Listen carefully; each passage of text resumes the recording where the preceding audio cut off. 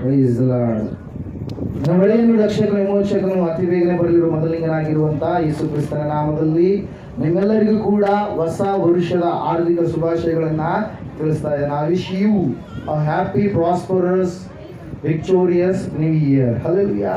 ನಿಮ್ಮೆಲ್ಲರಿಗೂ ಆಶೀರ್ವಾದಕರವಾಗಿರ್ತಕ್ಕಂಥ ಜಯದ ವರ್ಷವನ್ನು ನಾನು ಯೇಸುವಿನ ಒಬ್ಬ ಪ್ರವಾದಿಯಾಗಿ ಆತನ ಮಗನಾಗಿ ನಾನು ಪ್ರಕಟಿಸುವವನಾಗಿದ್ದೇನೆ. ಹಲ್ಲೆಲೂಯಾ. Praise the Lord. ದೇವರು ನಿಮ್ಮನ್ನ ಆಶೀರ್ವದಿಸಲು. ನೀವು ಹೇಳಲ್ವ ಸೇಮ್ ಟು ಯು ಅಂದ್ರೆ? ಹಲ್ಲೆಲೂಯಾ.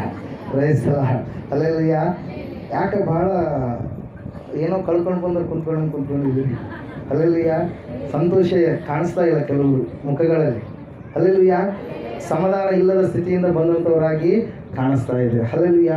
ದೇವರು ಈ ಸ್ಥಳದಲ್ಲಿ ನಿನಗೆ ಸಮಾಧಾನವನ್ನು ಕೊಡ್ತಾನೆ. ದೇವರು ಈ ಸ್ಥಳದಲ್ಲಿ ನಿನಗೆ ಬಿಡುಗಡೆಯನ್ನು ಕೊಡ್ತಾನೆ. ದೇವರು ಈ ಸ್ಥಳದಲ್ಲಿ ನಿನ್ನ ಕಣ್ಣೀರನ್ನು ನೀಗಿಸ್ತಾನೆ. ದೇವರು ಈ ಸ್ಥಳದಲ್ಲಿ ನಿನಗೆ ಅಂದುಕೊಂಡಿರ್ತಕ್ಕಂಥ ಪ್ರತಿ ಕಾರ್ಯಗಳನ್ನು ಆತನೇ ಇದ್ದು ನಿನ್ನನ್ನು ಬಲಪಡಿಸಿ ನೆರವೇರಿಸ್ತಾನೆ. ಹಲ್ಲೆಲೂಯಾ. Praise the Lord. ಆತನೇ ಇಲ್ಲಿ ಇಳಿದು ಬಂದಿದ್ದಾನೆ ನಿನ್ನ ಜೀವಿತವನ್ನ ಚೆನ್ನಾಗಿ ಮಾಡಬೇಕು ಅಂತೇಳಿ. ಹಲ್ಲೆಲೂಯಾ.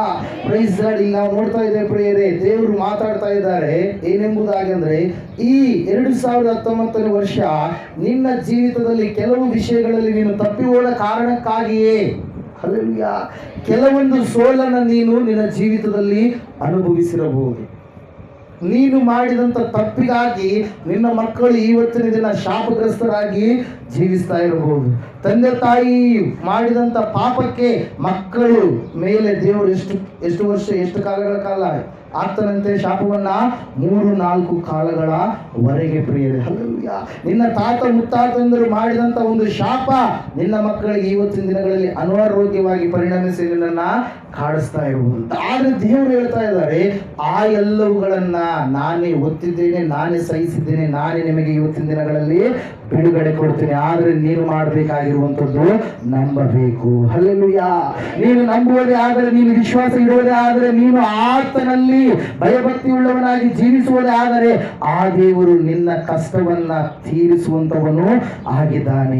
ಅನೇಕ ವಿಷಯಗಳಲ್ಲಿ ಇವತ್ತು ನೀನು ಸೋತವನಾಗಿ ಈ ಸ್ಥಳದಲ್ಲಿ ನೀನು ಕುಂತ್ಕೊಂಡಿರ್ಬೋದು. ನಿನ್ನ ಸೋಲುವಿಕೆಗೆ ಕಾರಣ ಅನಾರೋಗ್ಯ ಆಗಿರ್ಬೋದು. ನಿನ್ನ ಸೋಲುವಿಕೆಗೆ ಕಾರಣ ಅನಾರೋಗ್ಯದಿಂದ ಬಂದಿರತಕ್ಕಂಥ ಒಂದು ಮರಣಕರವಾಗಿ ಇರತಕ್ಕಂಥ ಒಂದು ಪರಿಸ್ಥಿತಿಗಳು ಆಗಿರ್ಬೋದು. ನಿನ್ನ ಸೋಲುವಿಕೆಗೆ ಕಾರಣ ಬಂಜತನ, ಫಲಹೀನತೆಯ ಕಾರ್ಯಗಳು ಆಗಿರ್ಬೋದು. ನಿನ್ನ ಸೋಲುವಿಕೆಗೆ ಕಾರಣ ಭಯಂಕರವಾಗಿರ್ತಕ್ಕಂಥ ಶಾಪಗಳು ತಟ್ಟಿದಾವೇನೋ, ಯಾವ ವಿಷಯದಲ್ಲಿ ಕೂಡ ನಾನು ಅಭಿವೃದ್ಧಿ ಆಗ್ತಾ ಇಲ್ಲ ಎನ್ನುವಂತಹ ವಿಚಾರಗಳಾಗಿರ್ಬೋದು. ನಿನ್ನ ಸೋಲುವಿಕೆಗೆ ಕಾರಣ ಯಾವ ಕಾರ್ಯ ಕೆಲಸಗಳು ಆಗ್ತಾನೆ ಇಲ್ಲ, ಕೈ ಹಾಕಿದ ಕೆಲಸಗಳೆಲ್ಲದರಲ್ಲಿ ನಾನು ನಷ್ಟವನ್ನ ಹೊಂದುತ್ತಾ ಇದ್ದೇನೆ ಎನ್ನುವಂತಹ ಸ್ಥಿತಿಗಳಾಗಿರ್ಬೋದು. ನಿನ್ನ ಸೋಲುವಿಕೆಗೆ ಕಾರಣ ನಿನ್ನ ಪಿತ್ರಾರ್ಜಿತ ಆಸ್ತಿ ಅದು ಬೇರೆಯವರ ಪಾಲಾಗಿರ್ಬೋದು. ನಿನ್ನ ಸೋಲುವಿಕೆಗೆ ಕಾರಣ ಯಾವುದೋ ಒಂದು ಸೈತಾನನ ಒಂದು ಬಂಧನದ ಕಪಿಮುಷ್ಟಿಯಲ್ಲಿ ನೀನು ಜೀವಿಸುತ್ತಿರುವುದೇ ನಿನ್ನ ಸೋಲುವಿಕೆಗೆ ಕಾರಣವಾಗಿರ್ಬೋದು ಪ್ರಿಯರೇ. ಹಲ್ಲೆಲೂಯಾ.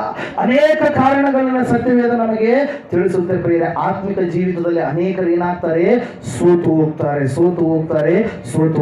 ಆದರೆ ನಾವು ಭಯಪಡುವಂಥದ್ದು ಬೇಕಾಗಿಲ್ಲ. ಜಯ ಕೊಡುವಂಥ ದೇವರು ನಮಗೆ ಸಿಕ್ಕೇ ಇದ್ದಾನೆ. ಆ ದೇವರು ನಮಗೆ ಜಯ ಕೊಡುವುದಕ್ಕಾಗಿ ಪರಲೋಕವನ್ನು ಬಿಟ್ಟು ಭೂಲೋಕಕ್ಕೆ ಇಳಿದು ಬಂದಿದ್ದಾನೆ. ಯಾವ ಮನುಷ್ಯರು ಕೂಡ ಬಂಧನದಲ್ಲಿ ಇರಬಾರ್ದು, ಯಾರು ಕೂಡ ಅನಾರೋಗ್ಯ ಜೀವಿಸಬಾರ್ದು, ಯಾರು ಕೂಡ ಪಾಪದಲ್ಲಿ ಶಾಪದಲ್ಲಿ ನಿಲ್ಲಬಾರ್ದು ಅಂತೇಳಿ ಆ ದೇವಾದಿ ದೇವರೇ ಎಲ್ಲರೂ ಮಾಡಿದ ಪ್ರಾರ್ಥನೆಗಳಿಗೆ ಆತನು ಸದುತ್ತರವನ್ನ ಕೊಟ್ಟು, ಆತನು ದೇವರಾಗಿದ್ದಾಗಲೂ ಕೂಡ ಆತನು ಏನಾದ ಮನುಷ್ಯನಾಗಿ ಈ ಲೋಕಕ್ಕೆ ಇಳಿದು ಹೊರಟು ಬಂದಂತ ದೇವರಾಗಿದ್ದಾನೆ. ಹಲ್ಲೆಲೂಯಾ. ಅದಕ್ಕಾಗಿ ಲೋಕವೆಲ್ಲ ಏನನ್ನ ಆಚರಣೆ ಮಾಡುತ್ತೆ, ಯಾವ ಹಬ್ಬವನ್ನು ಮಾಡುತ್ತೆ? ಕ್ರಿಸ್ಮಸ್ ಹಬ್ಬವನ್ನ ಮಾಡುತ್ತೆ. ಹಲ್ಲೆಲೂಯಾ. ಕೆಲವೊಂದು ಹಬ್ಬಗಳಿರ್ತವೆ ಊರಿಗೆ ಸೀಮಿತವಾಗಿರ್ತವೆ, ಕೆಲವೊಂದು ಹಬ್ಬಗಳಿರ್ತವೆ ಕೆಲವೊಂದು ಏರಿಯಾಗಳಿಗೆ, ಊರಲ್ಲಿ ಇರ್ತಕ್ಕಂಥ ಕೆಲವೊಂದು ಏರಿಯಾಗಳಿಗೆ ಸೀಮಿತವಾಗಿರ್ತವೆ. ಕೆಲವೊಂದು ಹಬ್ಬಗಳು ಕೆಲವೊಂದು ಪಟ್ಟಣಗಳಿಗೆ ಮಾತ್ರ ಸೀಮಿತವಾಗಿರ್ತವೆ. ಇನ್ನು ಕೆಲವು ಹಬ್ಬಗಳು ರಾಜ್ಯಕ್ಕೆ ಮಾತ್ರ ಸೀಮಿತವಾಗಿರ್ತವೆ, ಜಿಲ್ಲೆಗೆ ಮಾತ್ರ ಸೀಮಿತವಾಗಿರ್ತವೆ. ಇನ್ನು ಕೆಲವು ಹಬ್ಬಗಳು ಒಂದು ದೇಶಕ್ಕೆ ಮಾತ್ರ ಸೀಮಿತವಾಗಿರ್ತವೆ ಪ್ರಿಯರೇ. ಎಲ್ಲ ದೇಶದ ಕುಲ, ಭಾಷೆ, ಜನಾಂಗಗಳು ಆಚರಿಸುವ ಏಕೈಕ ಹಬ್ಬ ಪ್ರಿಯರೇ, ಅದುವೇ ಕ್ರಿಸ್ಮಸ್ ಆಗಿದೆ. ಯಾಕೆ ಅದನ್ನು ಆಚರಣೆ ಮಾಡ್ತಾರೆ ಅಂದ್ರೆ, ದರೆಗಿಳಿದು ಯೇಸು ಸ್ವಾಮಿ ಬಂದನು ಎಲ್ಲ ಜನರ ಜೀವಿತದಲ್ಲಿ ಬಿಡುಗಡೆಯನ್ನ, ಬೆಳಕನ್ನ ತರುವುದಕ್ಕಾಗಿ, ಕತ್ತಲೆಯನ್ನ ಹೋಗಲಾಡಿಸುವುದಕ್ಕಾಗಿ. ಹಲ್ಲೆಲೂಯಾ. Praise the Lord. ಯಾಕೆ ಈ ವಿಷಯವನ್ನು ಹೇಳ್ತಾ ಇದ್ದೇನೆ ಅಂದ್ರೆ, ಚರಿತ್ರಾತ್ಮಕವಾಗಿ 3 ಹಬ್ಬಗಳು ನಾವು ನೋಡ್ತಾ ಇದ್ದೇವೆ ಪ್ರಿಯರೇ. ಚರಿತ್ರೆ ಇರ್ತಕ್ಕಂಥ ಹಬ್ಬಗಳು, ಯಾವುದೋ ಒಬ್ಬ ವ್ಯಕ್ತಿಯ ಕಲ್ಪನೆ, ಯಾವುದೋ ವ್ಯಕ್ತಿಯ ಒಂದು ಆಲೋಚನೆಯಿಂದ ಯಾವುದೋ ಒಬ್ಬ ವ್ಯಕ್ತಿ ನಾನು ಇದನ್ನ ಮಾಡಿದರೆ, ನಾನು ಮಾಡಿದ ನಂತರ ನನ್ನ ಪೀಳಿಗೆಯವರು ಎಲ್ಲರೂ ಮಾಡ್ತಾರೆ ಅಂತೇಳಿ ಮಾಡಿದಂಥ ಹಬ್ಬಗಳು ಇವು ಅಲ್ಲ. ಚರಿತ್ರೆ ಇರುವಂತ ಒಂದು ಹಬ್ಬಗಳು ಪ್ರಿಯರೇ. ಮೊಟ್ಟ ಮೊದಲನೇದಾಗಿ ಯಾವುದೋ ಧರೆಗಿಳಿದು ದೇವರು ಬಂದ, ಅದುವೇ ಕ್ರಿಸ್ಮಸ್. ಆ ದೇವರ ಒಂದು ಸುನ್ನತಿ ಮತ್ತು ನಾಮಕರಣವನ್ನ 8ನೇ ದಿನದಲ್ಲಿ ಮಾಡಿದ್ರು, ಅದುವೇ ಯಾವುದು? ಹೊಸ ವರುಷ. ಎರಡನೇ ಹಬ್ಬ ಯಾವುದ್ರಿ? ಹೊಸ ವರ್ಷ. ಯೇಸು ಕ್ರಿಸ್ತನಿಗೆ ಯೇಸು ಎಂಬುದಾಗಿ ಹೆಸರಿಟ್ಟಿರುವಂಥದ್ದು ಎಷ್ಟನೇ ದಿನದಲ್ಲಿ? 8ನೇ ದಿನದಲ್ಲಿ. 25ನೇ ತಾರೀಕು ಏನಾಗುತ್ತೆ? ಕ್ರಿಸ್ಮಸ್ ಆಗುತ್ತೆ. 1ನೇ ತಾರೀಕು ಏನಾಗುತ್ತೆ? ನ್ಯೂ ಇಯರ್ ಆಗುತ್ತೆ. ಆ ದೇವರು ಧರೆಗಿಳಿದು ಬಂದಿರುವಂಥದ್ದು, ಆತನಿಗೆ ನಾಮಕರಣ ಮಾಡಿರುವಂಥದ್ದು ಎಲ್ಲರೂ ಆಚರಣೆ ಮಾಡಿಕೊಳ್ತಾ ಇದ್ದಾರೆ ಹೊರತಾಗಿ ಅದರ ಹಿಂದೆ ಇರತಕ್ಕಂಥ ಸತ್ಯಾಂಶ ಅನೇಕರಿಗೆ ಗೊತ್ತಿಲ್ಲ. ಕೆಲವೊಬ್ಬರು ತಿಳ್ಕೊಂತಾರೆ ಕ್ಯಾಲೆಂಡರ್ ಏನಾಯ್ತು 2019 ಡಿಸೆಂಬರ್ 31 ಮುಗಿತು, ಅದಕ್ಕಾಗಿ ಹೊಸ ವರ್ಷ ಬಂದಿದೆ ಎಂಬುದಾಗಿ. ಇನ್ನು ಕೆಲವೊಬ್ರು ತಿಳ್ಕೊಂತಾರೆ 12 ಗಂಟೆ ದಾಟಿದ ಮೇಲೆ ಕೇಕ್ ಕಟ್ ಮಾಡ್ತಾರೆ, ಚಿಕನ್ ತಿನ್ನೋರು ಚಿಕನ್ ತಿಂತಾರೆ, ಕುಡಿಯುವಂಥವ್ರು ಕುಡಿತಾರೆ, ಪಟಾಕಿ ಹೊಡಿಯುವಂಥವ್ರು ಪಟಾಕಿ ಹೊಡಿತಾರೆ, ಹೊಸ ವರ್ಷ ಬಂತು ಎಂಬುದಾಗಿ. ಆದರೆ ಆ ಹೊಸ ವರ್ಷದ ಹಿಂದಿರ್ತಕ್ಕಂಥ ಚಾರಿತ್ರಾತ್ಮಕ ಆಧಾರಗಳು ಗೊತ್ತಿರಲಾದ ಸ್ಥಿತಿಯಲ್ಲಿ ಅವರು ಹೊಸ ವರ್ಷವನ್ನ ಆಚರಣೆ ಮಾಡ್ತಾ ಇದ್ದಾರೆ ಪ್ರಿಯರೇ. ಹೊಸ ವರ್ಷ ಆಚರಣೆ ಮಾಡುವುದಕ್ಕೆ ಸೂಕ್ತವಾಗಿರ್ತಕ್ಕಂಥ, ನಿರ್ದಿಷ್ಟವಾಗಿರ್ತಕ್ಕಂಥ, ಚರಿತ್ರಾತ್ಮಕವಾಗಿರ್ತಕ್ಕಂಥ ಆಧಾರ ಏನು? ಯೇಸು ಈ ಲೋಕಕ್ಕೆ ಹುಟ್ಟಿ ಬಂದದ್ದು ಕ್ರಿಸ್ಮಸ್ ಆದ್ರೆ ಯೇಸುವಿನ ನಾಮಕರಣ, ನಮ್ಮ ಭಾಷೆಯಲ್ಲಿ ನಾವು ಆಡು ಭಾಷೆಯಲ್ಲಿ ಹೇಳ್ಬಹುದಾದ್ರೆ ತೊಟ್ಟಿಲು ಕಾರ್ಯಕ್ರಮ. ಆ ತೊಟ್ಟಿಲು ಕಾರ್ಯಕ್ರಮದ ದಿವಸವೇ ಯೇಸು ಎಂಬುದಾಗಿ ಆತನಿಗೆ ನಾಮಕರಣ ಮಾಡಿದ ದಿವಸವೇ ಏನಾಗಿದೆ? ಹೊಸ ವರುಷ. ಹಲ್ಲೆಲೂಯಾ. ಏನಾಗಿದೆ ಪ್ರಿಯರೇ? ಹೊಸ ವರ್ಷವಾಗಿದೆ. ಇದು 2ನೇ ಹಬ್ಬ. ಹಲ್ಲೆಲೂಯಾ. 3ನೇ ಹಬ್ಬ ಯಾವುದಂದ್ರೆ, ಆ ದೇವರು ಈ ಲೋಕಕ್ಕೆ ಯಾಕೆ ಬಂದ? ಪ್ರಾಣಗಳನ್ನು ತೆಗೆಯುವುದಕ್ಕಾಗಿ ಬಂದನ? ಕೊಲ್ಲುವುದಕ್ಕಾಗಿ ಬಂದನ? ಮನುಷ್ಯರನ್ನು ನಾಶ ಮಾಡುವುದಕ್ಕಾಗಿ ಬಂದನ? ಯಾಕೆ ಬಂದ ಆತ ಈ ಲೋಕಕ್ಕೆ? ಯಾವ ಮನುಷ್ಯರು ಮಾಡಲಾರದ ಕಾರ್ಯ, ಮನುಷ್ಯನಿಂದ ಆಗಲಾರದ ಕಾರ್ಯ, ಯಾವ ಸತ್ಪುರುಷನು ಎನಿಸಿಕೊಂಡಂತವರು ಮಾಡಲಾರದ ಒಂದೇ ಒಂದು ಕಾರ್ಯ. ಆ ಕಾರ್ಯ ಯಾವುದು? ಪಾಪವನ್ನ ಹೋಗಲಾಡಿಸುವಂಥದ್ದು. ಎಲ್ಲ ಮನುಷ್ಯರು ಪಾಪಿಗಳೇ, ಎಲ್ಲರೂ ದೇವರನ್ನ ಬಿಟ್ಟು ದಾರಿ ತಪ್ಪಿದವರೇ ಎಂಬುದಾಗಿ ಸತ್ಯವೇದ ಏನ್ ಮಾಡುತ್ತೆ? ತಿಳಿಸುತ್ತೆ ಪ್ರಿಯರೇ. ಹಲ್ಲೆಲೂಯಾ. ಆ ಮನುಷ್ಯರಿಂದ ಆಗದ ಮಹಾ ಕಾರ್ಯ ಯಾವುದು ಪ್ರಿಯರೇ? ಪಾಪವನ್ನ ತೊಳೆದುಕೊಳ್ಳಲಾರದು.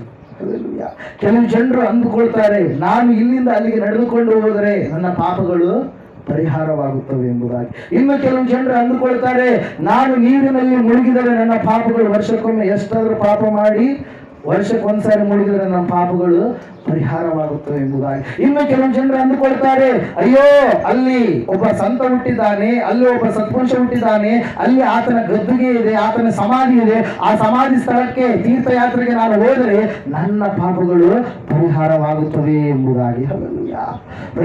ಯಾವ ಕಾರಣಗಳಿಂದಲೂ ಒಬ್ಬ ಮನುಷ್ಯನ ಪಾಪಗಳು ಪರಿಹಾರವಾಗುವುದಕ್ಕೆ ಸಾಧ್ಯವಿಲ್ಲ ಪ್ರಿಯರೇ. ನಮ್ಮ ವೇದಗಳೆಲ್ಲ ನಾವು ನೋಡ್ತಾ ಇದ್ದೇವೆ, ರಕ್ತ ಸುರಿಸಲ್ಪಟ್ಟರೆ ಪಾಪವು ಏನಾಗುತ್ತೆ? ಪರಿಹಾರವಾಗುತ್ತೆ. ಯಾರ ರಕ್ತ ಸುರಿಸಲ್ಪಡಬೇಕು?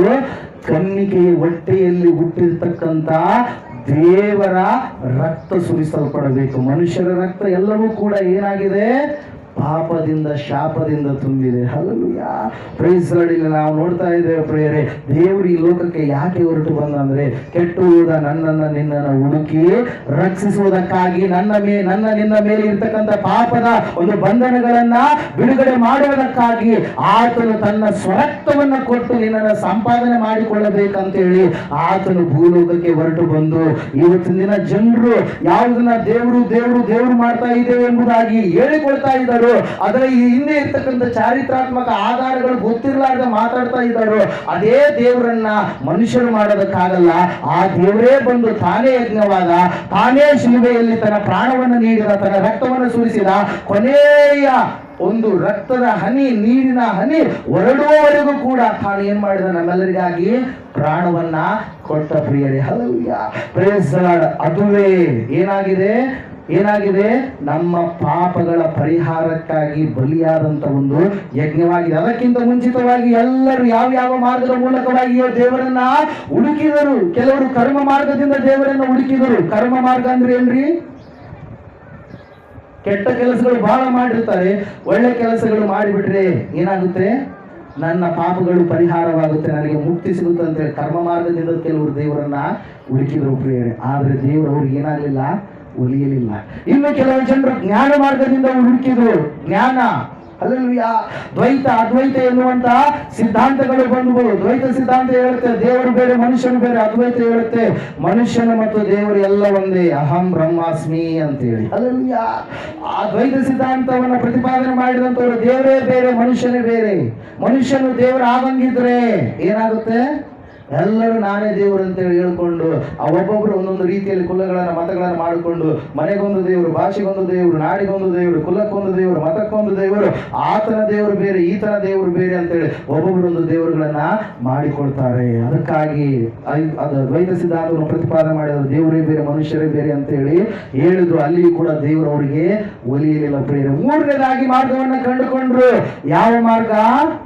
ಯಜ್ಞ ಮಾಡುವಂಥದ್ದು. ಯಜ್ಞ ಮಾಡಿದ್ರೆ ದೇವರು ನಮಗೆ ಒಲಿತಾನೆ ಅಂತೇಳಿ ಯಜ್ಞಗಳನ್ನ ಮಾಡುವುದಕ್ಕೆ ಪ್ರಾರಂಭ ಮಾಡಿದ್ರು. 6 ರೀತಿಯ ಯಜ್ಞಗಳನ್ನ ಮಾಡಿದ್ರು. ಹಲ್ಲೆಲೂಯಾ.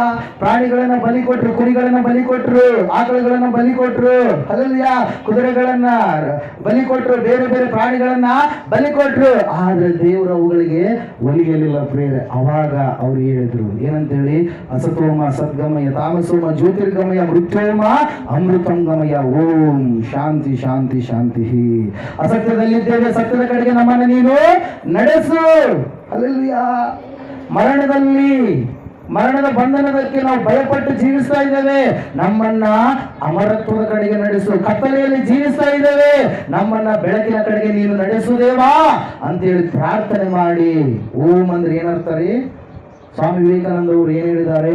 ಓಂಕಾರ ಸ್ವರೂಪನು ಯೇಸು ಕ್ರಿಸ್ತನಲ್ಲದೆ ಬೇರೆ ಯಾರು ಕೂಡ ಅಲ್ಲ. ಹಲ್ಲೆಲೂಯಾ.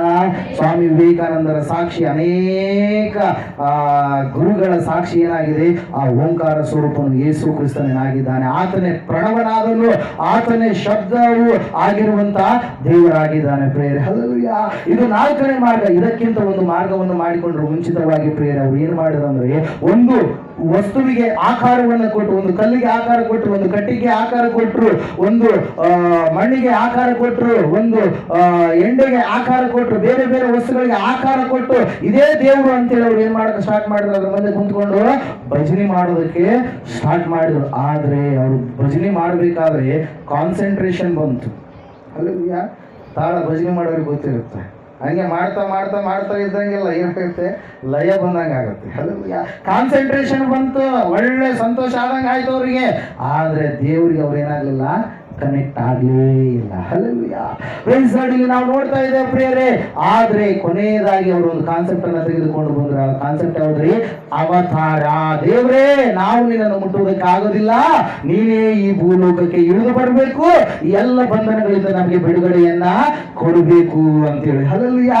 ಅವಾಗ ದೇವಾದಿ ದೇವರು ಎಲ್ಲರೂ ಹೇಳಿದ ಪ್ರಾರ್ಥನೆ, ಮಾಡಿದಂತ ಪ್ರಾರ್ಥನೆಯ ಮೇರೆಗೆ, ಆ ಯೆಶಾಯನ ಮಾಡಿದಂತ ಪ್ರಾರ್ಥನೆಯ ಮೇರೆಗೆ 64ನೇ ಅಧ್ಯಾಯದಲ್ಲಿ ನಾವು ನೋಡ್ತಾ ಇದ್ದೇವೆ, ದೇವರೇ ನೀನು ಆಕಾಶವನ್ನ ಸೀಳಿ ಇಳಿದು ಬರಬಾರದೆ ಎನ್ನುವಂತ ಪ್ರಾರ್ಥನೆಯ ಮೇರೆಗೆ ದೇವರು ತಾನು 400 ವರ್ಷಗಳು ಕತ್ತಲೆಯ ಒಂದು ಲೋಕದಲ್ಲಿ ಕತ್ತಲೆ ತುಂಬಿದಾಗ, ಲೋಕದಲ್ಲಿ ಇರುವಂತಹ ಎಲ್ಲ ಮನುಷ್ಯರು ದಾರಿ ತಪ್ಪಿ ನಡೆದಾಗ, ಆ 400 ವರ್ಷಗಳು ದಾಟಿದ ಮೇಲೆ ದೇವರು ತಾನು ಏನ್ ಮಾಡಿದರೆ? ಮನುಷ್ಯನಾಗಿ, ರಕ್ತ ಮಾಂಸದ ಮುದ್ದೆಯಾಗಿ, ಎಲ್ಲರ ಹಾಗೆ ಆತನು ಹುಟ್ಟದೆ ಕನ್ನಿಕೆಯ ಹೊಟ್ಟೆಯಲ್ಲಿ ಆತನು ಹುಟ್ಟಿ ಜನಿಸಿ ಬಂದನು ಪ್ರಿಯರೇ. ಅದರ ಸಲುವಾಗಿ ಕನ್ನಿಕೆ ಸುತಾಯೋ ನಮಃ ಅಂತೇಳಿ ವೇದಗಳಲ್ಲಿರ್ತಕ್ಕಂಥ ಸರ್ವನಾಮವಲ್ಲಿ ಎನ್ನುವಂತ ಆ ಒಂದು ಹೆಡ್ಡಿಂಗ್ ಕೆಳಗಡೆ ಎಲ್ಲವುಗಳು ಇದಾವೆ ಪ್ರಿಯರೇ. ಓಂ ಶ್ರೀ ಬ್ರಹ್ಮಪುತ್ರಾಯ ನಮಃ. ದೈವ ಕುಮಾರನು, ದೇವರ ಮಗನು ಅನ್ನಿಸಿಕೊಳ್ಳುವನೇ ನಿನಗೆ ಸ್ತೋತ್ರ. ಓಂ ಶ್ರೀ ಕನ್ನಿ ಸುತಾಯೋ ನಮಃ. ಕನ್ನಿಕೆಯ ಹೊಟ್ಟೆಯಲ್ಲಿ ಹುಟ್ಟಿದಂತ ದೇವರೇ ನಿನಗೆ ಸ್ತೋತ್ರ. Hallelujah. Praise lord. Om Shri ಅರಿಷಡ್ವರ್ಗ ನಿರ್ಜಿತಾಯೋ ನಮಃ. ಅರಿಷಡ್ವ ವರ್ಗಗಳನ್ನ ಜಯಿಸಿದಂತ ದೇವರೇ ನಿನಗೆ ಸ್ತೋತ್ರ. ಹಲ್ಲೆಲೂಯಾ. ಓಂ ಶ್ರೀ ಶಿಬಿಲಿಷ್ಟಾಯೋ ನಮಃ. ನರನಾಗಿ ನಮ್ಮಂತೆ ಮನುಷ್ಯನಾಗಿ ಬಂದಂತ ದೇವರೇ ನಿನಗೆ ಸ್ತೋತ್ರ. ಓಂ ಶ್ರೀ ಪಂಚಗಾಯಾಯೋ ನಮಃ. 5 ಗಾಯಗಳನ್ನ ಉಳ್ಳಂತ ದೇವರೇ ನಿಮಗೆ ಸ್ತೋತ್ರ. ಇವೆಲ್ಲವೂ ಕೂಡ ಒಬ್ಬ ವ್ಯಕ್ತಿಯಲ್ಲಿ ಮಾತ್ರ ಕಾಣಿಸ್ತವೆ. ಹಲ್ಲೆಲೂಯಾ. Praise Lord. ಇದರ ಕುರಿತಾಗಿ ವ್ಯಕ್ತಿ ಕ್ಯಾಲೆಂಡರ್ಗಳನ್ನು ತಯಾರು ಮಾಡಬೇಕು ಅಂತೇಳಿ ಪ್ರಾರಂಭ ಮಾಡ್ತಾನೆ ಪ್ರಿಯರೇ. ಈ ಎಲ್ಲ ಕ್ಯಾಲೆಂಡರ್ಗಳು ಒಂದೊಂದು ದೇಶಕ್ಕೆ ಒಂದೊಂದು ಕ್ಯಾಲೆಂಡರ್ಗಳಿದಾವೆ. ಹಿಂದೂ ದೇಶದ ಕ್ಯಾಲೆಂಡರ್ ಬೇರೆ, ಚೈನಾ ದೇಶದ ಕ್ಯಾಲೆಂಡರ್ ಬೇರೆ, ಆವತ್ತಿನ ದಿನಗಳಲ್ಲಿ ಬೇರೆ ಬೇರೆ ಗ್ರೀಕರ ಕ್ಯಾಲೆಂಡರ್ ಬೇರೆ, ಯಹೂದಿಗಳ ಕ್ಯಾಲೆಂಡರ್ ಬೇರೆ, ಅವತ್ತಿನ ದಿನಗಳಲ್ಲಿ ಇರ್ತಕ್ಕಂಥ ವೇದ ಪಾರಸಿಯರ ಕ್ಯಾಲೆಂಡರ್ಗಳು ಬೇರೆ. ಆದ್ರೆ ಈ ವ್ಯಕ್ತಿ ಕ್ರಿಸ್ತಶಕ 547ನೇ ಇಸವಿಯಲ್ಲಿ ಗಣಿತ ಶಾಸ್ತ್ರಜ್ಞನಾಗಿರ್ತಕ್ಕಂಥ ಆ ವ್ಯಕ್ತಿ ಏನ್ ಮಾಡ್ತಾನೆ ಪ್ರಿಯರೇ, ಒಂದು ಕ್ಯಾಲೆಂಡರ್ ಅನ್ನ ತಯಾರು ಮಾಡಬೇಕು ಅಂತೇಳಿ ಒಂದು ರೆಫರೆನ್ಸ್ ಪಾಯಿಂಟ್ ಅನ್ನು ಏನ್ ಮಾಡ್ತಾನೆ, ಆಧಾರವಾಗಿ ಇಟ್ಟುಕೊಂಡು ಕ್ಯಾಲೆಂಡರ್ ತಯಾರು ಮಾಡ್ಬೇಕಂತೇಳಿ ಏನ್ ಮಾಡ್ತಾನೆ, ಸಿದ್ಧವಾಗ್ತಾನೆ ಪ್ರಿಯರೇ. ಅವಾಗ ಇಂದಿನ ಕಾಲದಲ್ಲಿ ಯಾರ್ಯಾರು ಸತ್ಪುರುಷರು ಜನಿಸಿದ್ದಾರೋ ಜೀವಿಸಿದಾರೋ ಅವರೆಲ್ಲರ ಚರಿತ್ರೆಗಳನ್ನು ನೋಡಿದಾಗ ಎಲ್ಲ ಸತ್ಪುರುಷರ ಹೆಸರುಗಳನ್ನ ತೆಗೆದುಕೊಳ್ತಾನೆ ಪ್ರಿಯರೇ. We need reference point to prepare someone. Hallelujah. ನಾವು ಯಾವುದಾದ್ರೂ ಪ್ರಿಪೇರ್ ಮಾಡಬೇಕಾದ್ರೆ ಒಂದು ರೆಫರೆನ್ಸ್ ಪಾಯಿಂಟ್ ನಮಗೆ ಬೇಕು. ಈತನು ಈ ಸತ್ಪುರುಷರನ್ನ ಏನ್ ಮಾಡಿದ, ರೆಫರೆನ್ಸ್ ಪಾಯಿಂಟ್ಗಳಾಗಿ ಇಟ್ಕೊಂಡ. ಅದರಲ್ಲಿ ಎಲ್ಲರನ್ನ ತೆಗೆದ ಮೇಲೆ ಮೂವರನ್ನ ಮಾತ್ರ ಇಟ್ಟುಕೊಂಡ. ಈ ಮೂವರು ಲೋಕವನ್ನ ಪ್ರಭಾವಿತ ಮಾಡಿದಂತಹ ವ್ಯಕ್ತಿಗಳು. ಆ ಮೂವರು ಯಾರಂದ್ರೆ, ಮೊಟ್ಟ ಮೊದಲನೇದಾಗಿ ಆತನು ತೆಗೆದುಕೊಂಡಿದ್ದು ಅಲೆಕ್ಸಾಂಡರ್ ದ ಗ್ರೇಟ್, ಗ್ರೀಕ್ ದೇಶದ ಚಕ್ರವರ್ತಿ, ಮಹಾ ಅರಸ, ಎಲ್ಲ ದೇಶಗಳನ್ನ ಗೆದ್ದುಕೊಳ್ಳಬೇಕಂತೇಳಿ ಹೊರಟಿರ್ತಕ್ಕಂಥ ಚಕ್ರವರ್ತಿ ಪ್ರಿಯರೇ. ಗೆದ್ದುಕೊಳ್ಳುವುದಕ್ಕಾಗಿ ಬರಬೇಕಾದ್ರೆ ಆತನು ಅನೇಕ ರಾಷ್ಟ್ರಗಳನ್ನು ಏನ್ ಮಾಡಿದ, ಗೆದ್ದು ಬೀಗಿದ. ಅತಿ ಚಿಕ್ಕ ವಯಸ್ಸಿನಲ್ಲಿ ಆತನನ್ನು ತೆಗೆದುಕೊಂಡ ಮೊದಲನೇದಾಗಿ. ಎರಡನೇದಾಗಿ ರೋಮ್ ಸಾಮ್ರಾಜ್ಯವನ್ನ ಆಳಿದಂತ ಒಬ್ಬ ಅರಸ. ಹಲ್ಲೆಲೂಯಾ. ಆತನು ಯಾರಾಗಿದ್ದಾರೆ, ಜೂಲಿಯಸ್ ಸೀಸರ್. ಹಲ್ಲೆಲೂಯಾ. ಆ ಜೂಲಿಯಸ್ ಸೀಸರ್ನನ್ನು ಕೂಡ ಏನ್ ಮಾಡಿದ, ರೆಫರೆನ್ಸ್ ಪಾಯಿಂಟ್ ಆಗಿ ಆ ವ್ಯಕ್ತಿಯನ್ನು ಕೂಡ ತೆಗೆದುಕೊಂಡ.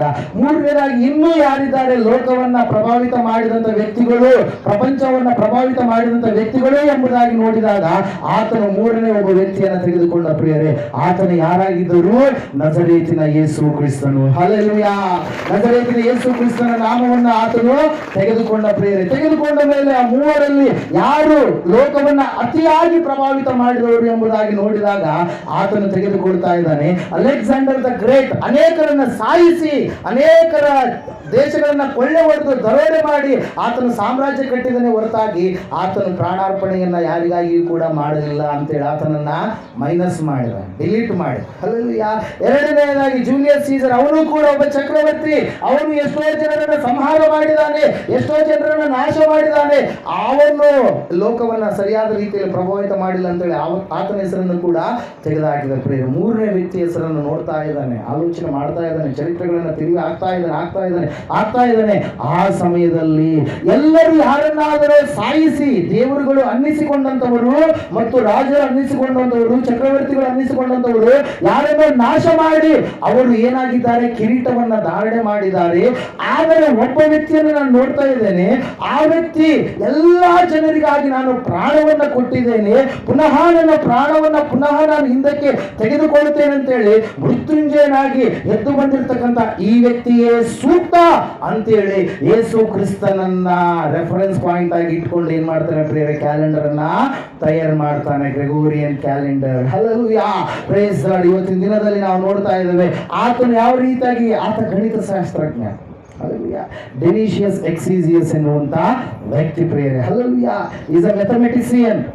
ಹಲ್ಲೆಲೂಯಾ. ಗಣಿತ ಶಾಸ್ತ್ರಜ್ಞ ಅಂದ್ರೆ, ಸೈಂಟಿಸ್ಟ್ ಅಂದ್ರೆ, ಮ್ಯಾಥಮೆಟಿಷಿಯನ್ ಅಂದ್ರೆ ಸುಮ್ಮನೆ ಅಲ್ಲ ರೀ, ಎಲ್ಲವುಗಳನ್ನ ತಿಳಿದುಕೊಂಡಿರ್ತಕ್ಕಂಥ ವ್ಯಕ್ತಿಗಳಾಗಿರ್ತಾರೆ. ಚರಿತ್ರದ ಆಧಾರದ ಮೇಲೆ ಅವರು ಸರಿಯಾದ ಕ್ರಮಬದ್ಧವಾಗಿ ಮಾಡಿರ್ತಕ್ಕಂಥ ವ್ಯಕ್ತಿಗಳಾಗಿರ್ತಾರೆ. ಈತನಿಗೆ ಅನೇಕ ಆಲೋಚನೆಗಳು ಬಂದು, ಆದರೆ ಕೊನೆಯದಾಗಿ ಎಲ್ಲ ಲೆಕ್ಕಗಳನ್ನ ಕಟ್ಟಿದಾಗ ಆತನಿಗೆ ಕರೆಕ್ಟ್ ಆಗಿ ರೆಫರೆನ್ಸ್ ಪಾಯಿಂಟ್ ಸಿಗ್ತಾ ಇದೆ. ಡಿಸೆಂಬರ್ 25 ಕ್ರಿಸ್ತನ ಜನನ ದಿನವಾದರೆ ಜನವರಿ 1 ಏನಾಗಿದೆ, ಕ್ರಿಸ್ತನಿಗೆ ಹೆಸರು ಇಟ್ಟಿರ್ತಕ್ಕಂಥ ಒಂದು ದಿನವಾಗಿದೆ. ಏಪ್ರಿಲ್ 29ನೆಯ ದಿನದಂದು ಯೇಸು ಕ್ರಿಸ್ತನು ಮರಣವನ್ನ ಜಯಿಸಿ ಮೃತ್ಯುಂಜಯನಾಗಿ ಎದ್ದು ಬಂದನು ಎನ್ನುವಂತ ಲೆಕ್ಕಗಳನ್ನು ಆತನು ಏನ್ ಮಾಡಿದ, ಕಟ್ಟಿದನು ಪ್ರಿಯರೇ. ಹಲ್ಲೆಲೂಯಾ.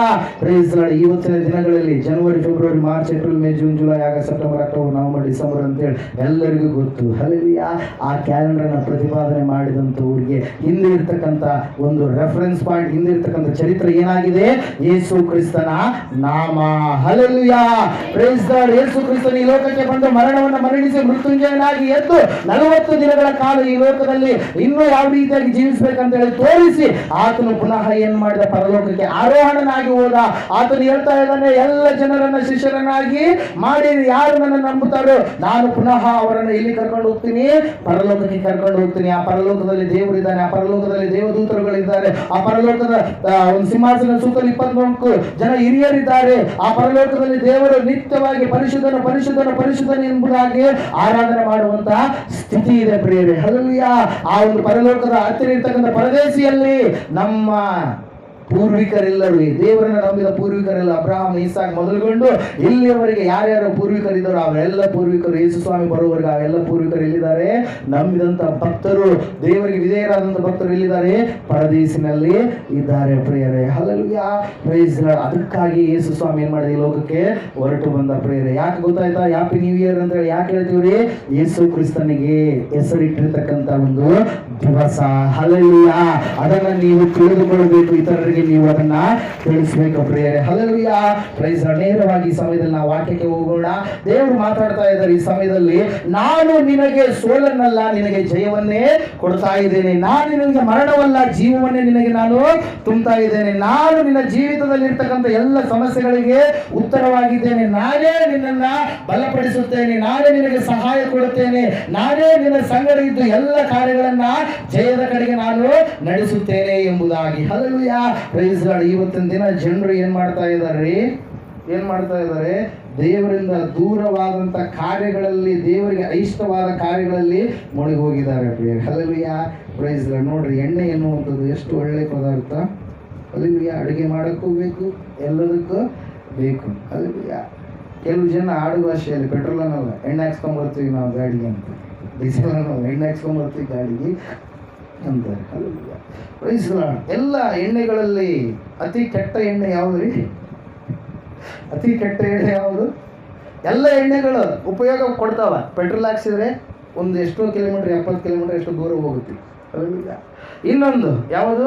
ಅಡುಗೆ ಮಾಡುವ ಎಣ್ಣೆ ಹಾಕಿದ್ರೆ ಒಳ್ಳೆ ರೀತಿ ಒಗ್ಗರಣೆ ಕೊಟ್ಟರೆ ಭಾಳ ಟೇಸ್ಟಾಗಿ ಇರುತ್ತೆ. ಹಲ್ಲೆಲೂಯಾ. ಇನ್ನೂ ಎಣ್ಣೆಗಳು ಇದ್ದಾವೆ, ಆ ಎಣ್ಣೆಗಳನ್ನು ಒಂದು ತಲೆಗೆ ನಾವು ಹಚ್ಕೊಳ್ತೀವಿ, ಮುಖಕ್ಕೆ ಸೌಂದರ್ಯವನ್ನು ನಾವು ಕೊಡುವಂಥ ಎಣ್ಣೆಗಳು ಕೂಡ ಇದ್ದಾವೆ ಪ್ರಿಯರೇ. ಹಲ್ಲೆಲೂಯಾ. ಆದರೆ ಒಂದು ಎಣ್ಣೆ ಕುರಿತಾಗಿ ಸತ್ಯವೇದ ಹೇಳ್ತಾ ಇದೆ, ಆ ಎಣ್ಣೆ ಎಂಥ ಎಣ್ಣೆ ಅಂತ ನೋಡ್ರಿ. ಜ್ಞಾನೋಕ್ತಿಗಳ ಪುಸ್ತಕ 23ನೇ ಅಧ್ಯಾಯ 29ನೇ ವಾಕ್ಯದಿಂದ ನೋಡೋಣ.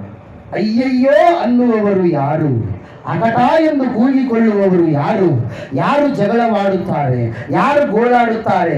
ಯಾರು ಸುಮ್ಮನೆ ಗಾಯಪಡುತ್ತಾರೆ? ಕೆಂಪೇರಿದ ಕಣ್ಣುಳ್ಳವರು ಯಾರು? ಮಿಶ್ರ ಮದ್ಯ ಪಾನ ಆಸಕ್ತರಾಗಿ ದ್ರಾಕ್ಷಾರಸವನ್ನ ಕುಡಿಯುತ್ತಾ ಕಾಲಹರಣ ಮಾಡುವವರೇ. ಪಾತ್ರೆಯಲ್ಲಿ ಕೆಂಪಗೆ ಥಳಥಳಿಸುವ ದ್ರಾಕ್ಷಾರಸದ ಮೇಲೆ ಕಣ್ಣಿಡಬೇಡ, ಅದು ಗಂಟಲಿನೊಳಗೆ ಮೆಲ್ಲಗೆ ಇಳಿದು ಹೋಗಿ ಆಮೇಲೆ ಆವಿನಂತೆ ಕಚ್ಚುತ್ತದೆ, ಹೌದು ನಾಗದ ಹಾಗೆ ಕಡಿಯುತ್ತದೆ. ನಿನ್ನ ಕಣ್ಣು ಇಲ್ಲದನ್ನೇ ಕಾಣುವುದು, ಮನಸ್ಸು ವಿಪರೀತಗಳನ್ನ ಹೊರಪಡಿಸುವುದು. ನೀನು ನೋಡ್ರಿ ಹೆಂಗೆ ಹೇಳ್ತಾ ಇದ್ದಾನೆ ಸೊಲೊಮೋನ್ ಮಹಾರಾಜನು, ನಿನ್ನ ಕಣ್ಣು ಇಲ್ಲದನ್ನೇ ಕಾಣುವುದು, ನಿನ್ನ ಮನಸ್ಸು ವಿಪರೀತಗಳನ್ನ ಹೊರಪಡಿಸುವುದು. ನೀನು ಸಮುದ್ರದ ನಡುವೆಯಾಗಲಿ ಹಡಗಿನ ಕಂಬದ ತುದಿಯಲ್ಲಾಗಲಿ ಮಲಗಿರುವವನಂತೆ ಇರುವೆ. ಜನರು ನನ್ನನ್ನು ಹೊಡೆದರೂ ನೋವಾಗಲಿಲ್ಲ, ಬಡಿದರೂ ತಿಳಿಯಲಿಲ್ಲ. ಹಲ್ಲೆಲೂಯಾ. ಏನಿದು? ಯಾವಾಗ ಎಚ್ಚೆತ್ತೇನು ಪುನಃ ಅದನ್ನೇ ಹುಡುಕೇನು ಎಂದುಕೊಳ್ಳಿ. ಹಲ್ಲೆಲೂಯಾ. ಒಂದು ಎಣ್ಣೆ ಐತ್ರಿ ಲೋಕದಾಗ, ಆ ಎಣ್ಣೆ ದೇವರಿಗೆ ಇಷ್ಟವಾಗಿರುವಂಥದ್ದಲ್ಲ. ಆ ಎಣ್ಣೆ ಜನರಿಗೆ ಜಗಳವನ್ನ ಎಬ್ಬಿಸುವಂಥದ್ದು. ಆ ಎಣ್ಣೆ ಹೆಂಗಿರುತ್ತಂತೆ? ಸಮುದ್ರದ ಆಳದಲ್ಲಿ ಕುಡಿದವರಿಗೆ ಗೊತ್ತಿರುತ್ತೆ. ಹಲ್ಲೆಲೂಯಾ. Praise the Lord. ಅದ್ರ ಸಲಗೆ ಸೌಲನು ರಾಜನಾಗಿರ್ತಕ್ಕಂಥ ಸೊಲೊಮೋನನ್ನು ಹೇಳ್ತಾ ಇದ್ದಾರೆ ಏನಂತೇಳಿ, ಕುಡಿದಾಗ ಅವ್ರು ಏನು ಮಾಡ್ತಾರೋ ಕುಡಿಲಾರ್ದಂಥವ್ರು ನೀವು ತಿಳಿದುಕೊಳ್ಳ್ರಿ. ಅದ್ರ ಸಲುವಾಗಿ ಪರಿಶುದ್ಧಾತ್ಮ ದೇವರು ಬರೆಸಿದ್ರು. ಏನು ಮಾಡ್ತಾರೆ ಅವರು? ಜಗಳ ಮಾಡ್ಕೊತಾರೆ, ಗಾಯ ಮಾಡ್ಕೊತಾರೆ. ಯಾರು ಬಡದ್ರು ಅವ್ರಿಗೆ ಎಚ್ಚರಿಕೆ ಇರಲ್ಲ. ಮಾನ ಮರ್ಯಾದೆ ಹೋದ್ರು ಕೂಡ ಅವ್ರಿಗೆ ಎಚ್ಚರಿಕೆ ಇರಲ್ಲ. ಅವ್ರು ಏನು ಮಾತಾಡ್ತಾರೋ ಆ ಸಮಯದಲ್ಲಿ ಅವ್ರಿಗೆ ಗೊತ್ತೇ ಇರಲ್ಲ. ಅವ್ರ ಬಾಯಿಂದ ಏನು ಮಾಡ್ತಾರೆ?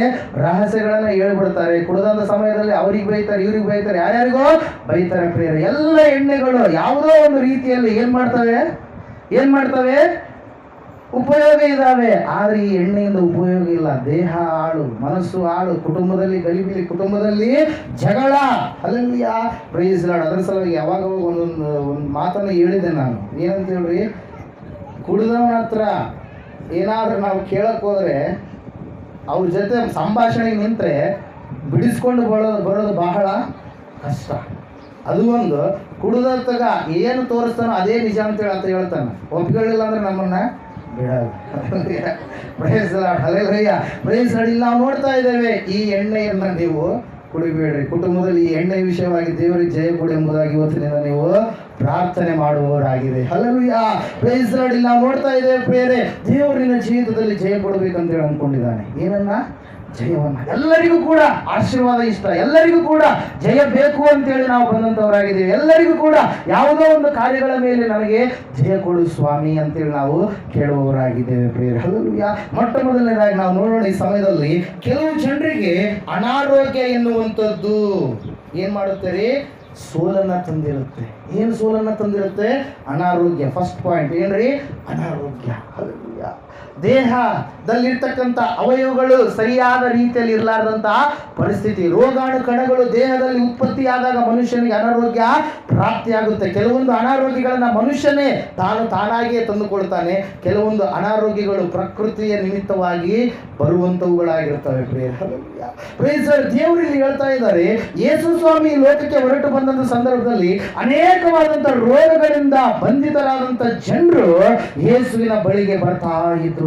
ಯಾಕೆ ಬರ್ತಾ ಇದ್ರು ಅಂದ್ರೆ ಸ್ವಸ್ಥತೆಯನ್ನ ಹೊಂದಿಕೊಳ್ಳುವುದಕ್ಕಾಗಿ. ಅವರೆಲ್ಲರೂ ಅನೇಕ ವಿಷಯದಲ್ಲಿ ಸೋತು ಹೋದಂತವರಾಗಿದ್ರು. ಅವರೆಲ್ಲರೂ ಅನೇಕ ಕಾರ್ಯಗಳಿಂದ ಬಲಹೀನರಾದಂತವರಾಗಿದ್ರು. ಅವರ ಜೀವಿತದಲ್ಲಿ ಅನಾರೋಗ್ಯ ಎನ್ನುವಂಥದ್ದು ಭಯಂಕರವಾದ ಒಂದು ಸ್ಥಿತಿಗೆ ಅವರನ್ನ ತಂದು ಹಾಕ್ತಾ ಇತ್ತು ಪ್ರಿಯರೇ. ಆ ಅನಾರೋಗ್ಯದ ನಿಮಿತ್ತವಾಗಿ ಕೆಲವರು ಮನೆಯನ್ನ, ಕೆಲವರು ತಮ್ಮಲ್ಲಿರುವಂತಹ ಆಸ್ತಿ ಪಾಸ್ತಿಯನ್ನೆಲ್ಲ ಕಳೆದುಕೊಂಡ್ರು ಎಂಬುದಾಗಿ ಸತ್ಯವೇದದಲ್ಲಿ ನಾವು ನೋಡ್ತಾ ಇದ್ದೇವೆ ಪ್ರಿಯರೇ. ಹಲ್ಲೆಲೂಯಾ. ಅನಾರೋಗ್ಯ ಬಹಳ ಬಹಳ ಸೋಲನ್ನ ಒಬ್ಬ ವ್ಯಕ್ತಿಯ ಜೀವಿತದಲ್ಲಿ ತರುವಂತದ್ದಾಗಿದೆ ಪ್ರಿಯರೇ. ಹಲ್ಲೆಲೂಯಾ. ಇವತ್ತು ನೀನು ಕೂಡ ಅನಾರೋಗ್ಯದಿಂದ ಈ ಮೃತ್ಯುಂಜಯ ಮಠಕ್ಕೆ, ಯೇಸುವಿನ ಪಾದಗಳಿಗೆ ಬಳಿಗೆ ನೀನು ಬಂದಿದ್ದೇನೋ? ಹಲ್ಲೆಲೂಯಾ. ಯೇಸು ಸ್ವಾಮಿ ಲೋಕಕ್ಕೆ ಹೊರಟು ಬಂದ ಮೇಲೆ 30 ವರ್ಷಗಳ ಕಾಲ ಆತನು ಈ ಲೋಕದಲ್ಲಿ ತಂದೆ ತಾಯಿ ಅನಿಸಿಕೊಂಡಂತವರಿಗೆ ಆತನು ಅವರನ್ನ ಸನ್ಮಾನಿಸಿ ಅವರು ಹೇಳಿದ ಮಾರ್ಗದಲ್ಲಿ ನಡೆದು 31, 32, 33 ವರ್ಷಗಳ ಕಾಲ, 3.5 ವರ್ಷಗಳ ಕಾಲ ಆತನು ಏನ್ ಮಾಡ್ತಾನ್ರಿ? ಸೇವೆಯನ್ನ ಪ್ರಾರಂಭ ಮಾಡ್ತಾನೆ. ಆ 3.5 ವರ್ಷಗಳ ಕಾಲ ಸೇವೆಯನ್ನು ಪ್ರಾರಂಭ ಮಾಡಿದಾಗ ಆತನು ಹೇಳುವಂಥದ್ದು ಒಂದೇ, ಮನುಷ್ಯರಿಗೆ ಪರಲೋಕದ ಕುರಿತಾಗಿ. ಹಲ್ಲೆಲೂಯಾ. ಪರಲೋಕವನ್ನು ನೀವು ನೋಡುವವರಾಗಿರ್ರಿ, ಪರಲೋಕದ ಕುರಿತಾಗಿ ನೀವು ಯೋಚಿಸುವವರಾಗಿರ್ರಿ. ಪರಲೋಕದಲ್ಲಿ ನಿಮಗೊಬ್ಬ ತಂದೆ ಇದ್ದಾನೆ. ಹಲ್ಲೆಲೂಯಾ. ಪರಲೋಕದ ರಾಜ್ಯದ ಸುವಾರ್ತೆ ಏನಾಗಿದೆ? ಸಂತೋಷಕರವಾಗಿರುವಂತದ್ದಾಗಿದೆ ಅಂತೇಳಿ ಪರಲೋಕ ರಾಜ್ಯದ ಸುವಾರ್ತೆಯನ್ನ ಸಾರಿ ಆತನು ಹೇಳ್ತಾ ಹಳ್ಳಿ ಪಳ್ಳಿಗಳಿಗೆ ಆತನು ನಡೆದುಕೊಂಡು ಹೋಗಿ ಪ್ರಯಾಣ ಮಾಡಿ ಸುವಾರ್ತೆಯನ್ನ ಸಾರ್ತಾ ಇದ್ದ. ನೀವು ಮತ್ತೊಂದು ಸುವಾರ್ತೆ 4ನೇ ಅಧ್ಯಾಯ 23-24 ವರ್ಷಗಳು ಕ್ವಿಕ್ ಆಗಿ ಓದಿಕೊಳ್ಳೋಣ. ಬೇಗ ಬೇಗ, ಯಾರು ಆ ಕಡೆ ಈ ಕಡೆ ಮನಸ್ಸನ್ನು ಹರಿಸಬಾರ್ದು. ನಿದ್ದೆ ಮಾಡೋರೆಲ್ಲ ಗಟ್ಟಿಯಾಗಿ ಒಂದ್ಸಲ ಚಪ್ಪಳ ಬಿಡ್ರಿ. ನಿದ್ದೆ ಮಾಡ್ತಾ ಇದ್ದೀರಿ? ಕಣಿತರ ನಿದ್ದೆ ಮಾಡ್ತಾ ಇದ್ದೀರಾ? ಹಲ್ಲೆಲೂಯಾ. ವಾಕ್ಯ ಕರೆಕ್ಟ್ ಆಗಿ ಇರಬೇಕು. ಬಳಿಕ ಯೇಸು ಗಲಿಲಾಯದಲ್ಲೆಲ್ಲ ತಿರುಗಾಡಿ ಅಲ್ಲಿ ಅವರ ಸಭಾ ಮಂದಿರಗಳಲ್ಲಿ ಉಪದೇಶ ಮಾಡುತ್ತಾ ಪರಲೋಕ ರಾಜ್ಯದ ಸುವಾರ್ತೆಯನ್ನು ಸಾರಿ ಹೇಳುತ್ತಾ ಜನರ ಎಲ್ಲಾ ತರದ ರೋಗಗಳನ್ನು, ಹಲ್ಲೆಲೂಯಾ, ಎಲ್ಲಾ ತರದ ಬೇನೆಗಳನ್ನು, ಹಲ್ಲೆಲೂಯಾ, ವಾಸಿ ಮಾಡುತ್ತಾ ಬಂದನು. ಆತನ ಸುದ್ದಿಯು ಸಿರಿಯ ದೇಶದಲ್ಲೆಲ್ಲ ಹಬ್ಬಿದ್ದರಿಂದ ಮೈಯಲ್ಲಿ ನೆಟ್ಟಗಿಲ್ಲದವರನ್ನು, ಅಂದರೆ ತರತರದ ರೋಗ ಬಾಧೆಗಳಿಂದ ಕಷ್ಟಪಡುವವರನ್ನು, ದೆವ್ವ ಹಿಡಿದವರನ್ನು, ಮೂರ್ಛಾ ರೋಗಿಗಳನ್ನು, ಪಾರ್ಶ್ವವಾಯುವವರನ್ನು ಆತನ ಬಳಿಗೆ ಕರೆತಂದರು. ಆತನು ಅವರನ್ನು ಸ್ವಸ್ಥ ಮಾಡಿದನು. Hallelujah, praise Lord. ವಾಕ್ಯ ಹೇಳ್ತಾ ಇದೆ, ಯೇಸುವಿನ ಬಳಿಗೆ ಕರೆತಂದಿರ್ತಕ್ಕಂಥ ಎಲ್ಲ ರೋಗಿಗಳನ್ನ ಯೇಸು ಸ್ವಾಮಿ ಏನ್ ಮಾಡಿದ್ರು? ಸ್ವಸ್ಥ ಮಾಡಿದ್ರು ಪ್ರಿಯರೇ. ಅವರ ಜೀವಿತದಲ್ಲಿ ಆ ಒಂದು ರೋಗ, ಆ ಒಂದು ಅನಾರೋಗ್ಯ, ಆ ಒಂದು ಬಾಧೆ ಅವರನ್ನ ಮರಣದ ಹಾಸಿಗೆ ಮೇಲೆ ನಿಲ್ಲಿಸಿದಂತ ಒಂದು ಪರಿಸ್ಥಿತಿಯಲ್ಲಿ ಇರಿಸಿತ್ತು. ರೋಗ ಬಂದಂತ ಸಂದರ್ಭದಲ್ಲಿ ಮನೆಯಲ್ಲಿ ಒಬ್ಬರಿಗೆ ರೋಗ ಬಂದ್ರೆ ಎಲ್ಲರಿಗೂ ಕೂಡ ಅಸಮಾಧಾನ, ಮನೆಯಲ್ಲಿ ಒಬ್ಬರಿಗೆ ರೋಗ ಬಂದ್ರೆ ಎಲ್ಲರೂ ಕೂಡ ಬಳಲ್ತಾರೆ, ಮನೆಯಲ್ಲಿ ಒಬ್ಬರಿಗೆ ರೋಗ ಬಂದ್ರೆ ಆರ್ಥಿಕ ವಿಷಯದಲ್ಲಿ ಅವರು ಬಹಳ ರೀತಿಯಾಗಿ ಕುಂಠಿತಗೊಳ್ತಾರೆ ಪ್ರಿಯರೇ. Hallelujah, praise Lord. ಯೇಸುವಿನ ಬಳಿಗೆ, ಯೇಸುವಿನ ಪಾದದ ಬಳಿಗೆ ಯಾರ್ಯಾರನ್ನ ಕರೆದುಕೊಂಡು ಬಂದ್ರು ಯೇಸು ಸ್ವಾಮಿ ಅವರನ್ನ ಏನ್ ಮಾಡಿದ್ರಂತೆ? ಸ್ವಸ್ಥ ಮಾಡಿದರು. ಅವರ ಜೀವಿತದಲ್ಲಿ ಇರ್ತಕ್ಕಂತಹ ರೋಗಗಳನ್ನ, ಬೇನೆಗಳನ್ನ ಯೇಸು ಸ್ವಾಮಿ ಏನ್ ಮಾಡಿದ್ರು? ತೊಲಗಿಸಿ ಹಾಕಿದ್ರು.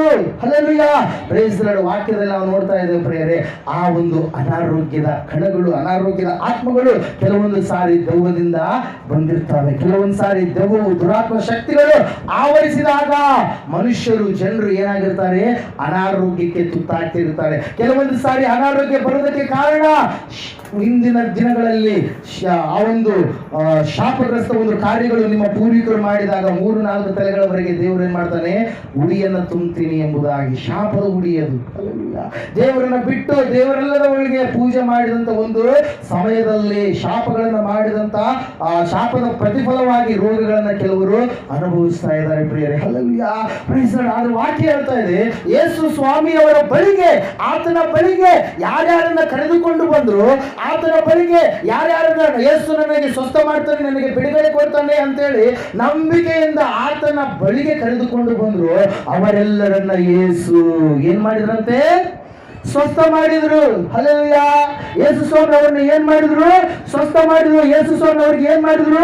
ಸೋಲಿನ ಜೀವಿತದಿಂದ ಜಯದ ಜೀವಿತ ಕಡೆಗೆ ನಡೆಸಿದ್ರು ಪ್ರಿಯರೇ. Hallelujah, praise Lord. ಆ ಯೇಸು, ವಾಕ್ಯ ಹೇಳ್ತಾ ಇದೆ, ಆತನೇ ನಮ್ಮ ರೋಗಗಳನ್ನ, ನಮ್ಮ ಬೇನೆಗಳನ್ನ ಒತ್ತುಕೊಂಡನು. ಆತನು ಹೊಂದಿದ ಗಾಯಗಳಿಂದ ನಮಗೆ ಸ್ವಸ್ಥತೆ ಉಂಟಾಯಿತು. ಇವತ್ತಿನ ದಿನ ನಿನ್ನ ಮೆಡಿಕಲ್ ರಿಪೋರ್ಟ್ಗಳು ನಿನಗೆ ಹೇಳ್ತಾ ಇರ್ಬೋದು, ಅಯ್ಯೋ ಇನ್ನು ಸ್ವಲ್ಪ ದಿನಗಳ ಮಾತ್ರ ಕಾಲ ಈ ಮಗು ಉಳಿತಾನೆ, ಇನ್ನು ಸ್ವಲ್ಪ ದಿನಗಳ ಕಾಲ ಮಾತ್ರ ನೀವು ಉಳಿತೀರಿ, ಆದ್ರೆ ಇನ್ನು ಮೇಲೆ ನೀವೇನಾಗ್ತೀರಿ? ಸತ್ತು ಹೋಗ್ತೀರಿ ಅಂತ ಹೇಳಿ ರಿಪೋರ್ಟ್ಗಳು ಏನಾಗಿರ್ಬೋದು ರೀ?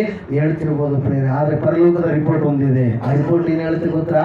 ಯೇಸುವಿನ ಗಾಯದಿಂದ ನಾನು ಸ್ವಸ್ಥತೆಯನ್ನ ಅನುಭವಿಸಿದ್ದೇನೆ. ಹಲ್ಲೆಲೂಯಾ, ಯೇಸುವಿನ ಗಾಯ ಪ್ರತಿ ಸ್ವಸ್ಥತೆಯನ್ನ ನಿವಾರಣೆ ಮಾಡುವಂತದ್ದಾಗಿದೆ. ಪ್ರತಿ ರೋಗವನ್ನು ನಿವಾರಣೆ ಮಾಡಿ ನಿನ್ನ ಜೀವಿತದಲ್ಲಿ ಸ್ವಸ್ಥತೆಯನ್ನು ಕೊಡುವಂತದ್ದಾಗಿದೆ. ಹಲ್ಲೆಲೂಯಾ, ನೀನು ನಂಬುವುದೇ ಆದ್ರೆ, ನೀನು ವಿಶ್ವಾಸ ಇಡುವುದಾದ್ರೆ, ನನ್ನ ದೇವರು, ನನ್ನ ತಂದೆಯು ಆತನ ಜೀವಿತದಲ್ಲಿ ಬಿಡುಗಡೆಯನ್ನು ಕೊಡೋದಕ್ಕೆ ಸಿದ್ಧವಾಗಿದ್ದಾನೆ. ಅದಕ್ಕಾಗಿ 2020 ವರ್ಷವನ್ನು ನಿನಗಾಗಿ ಏನ್ ಮಾಡಿದಾನೆ ಅಂತ ಗಿಫ್ಟ್ ಆಗಿ ಕೊಟ್ಟಿದ್ದಾನೆ. ಹಲ್ಲೆಲೂಯಾ, ಜಯ ನಿನ್ನ ಜೀವಿತದಲ್ಲಿ.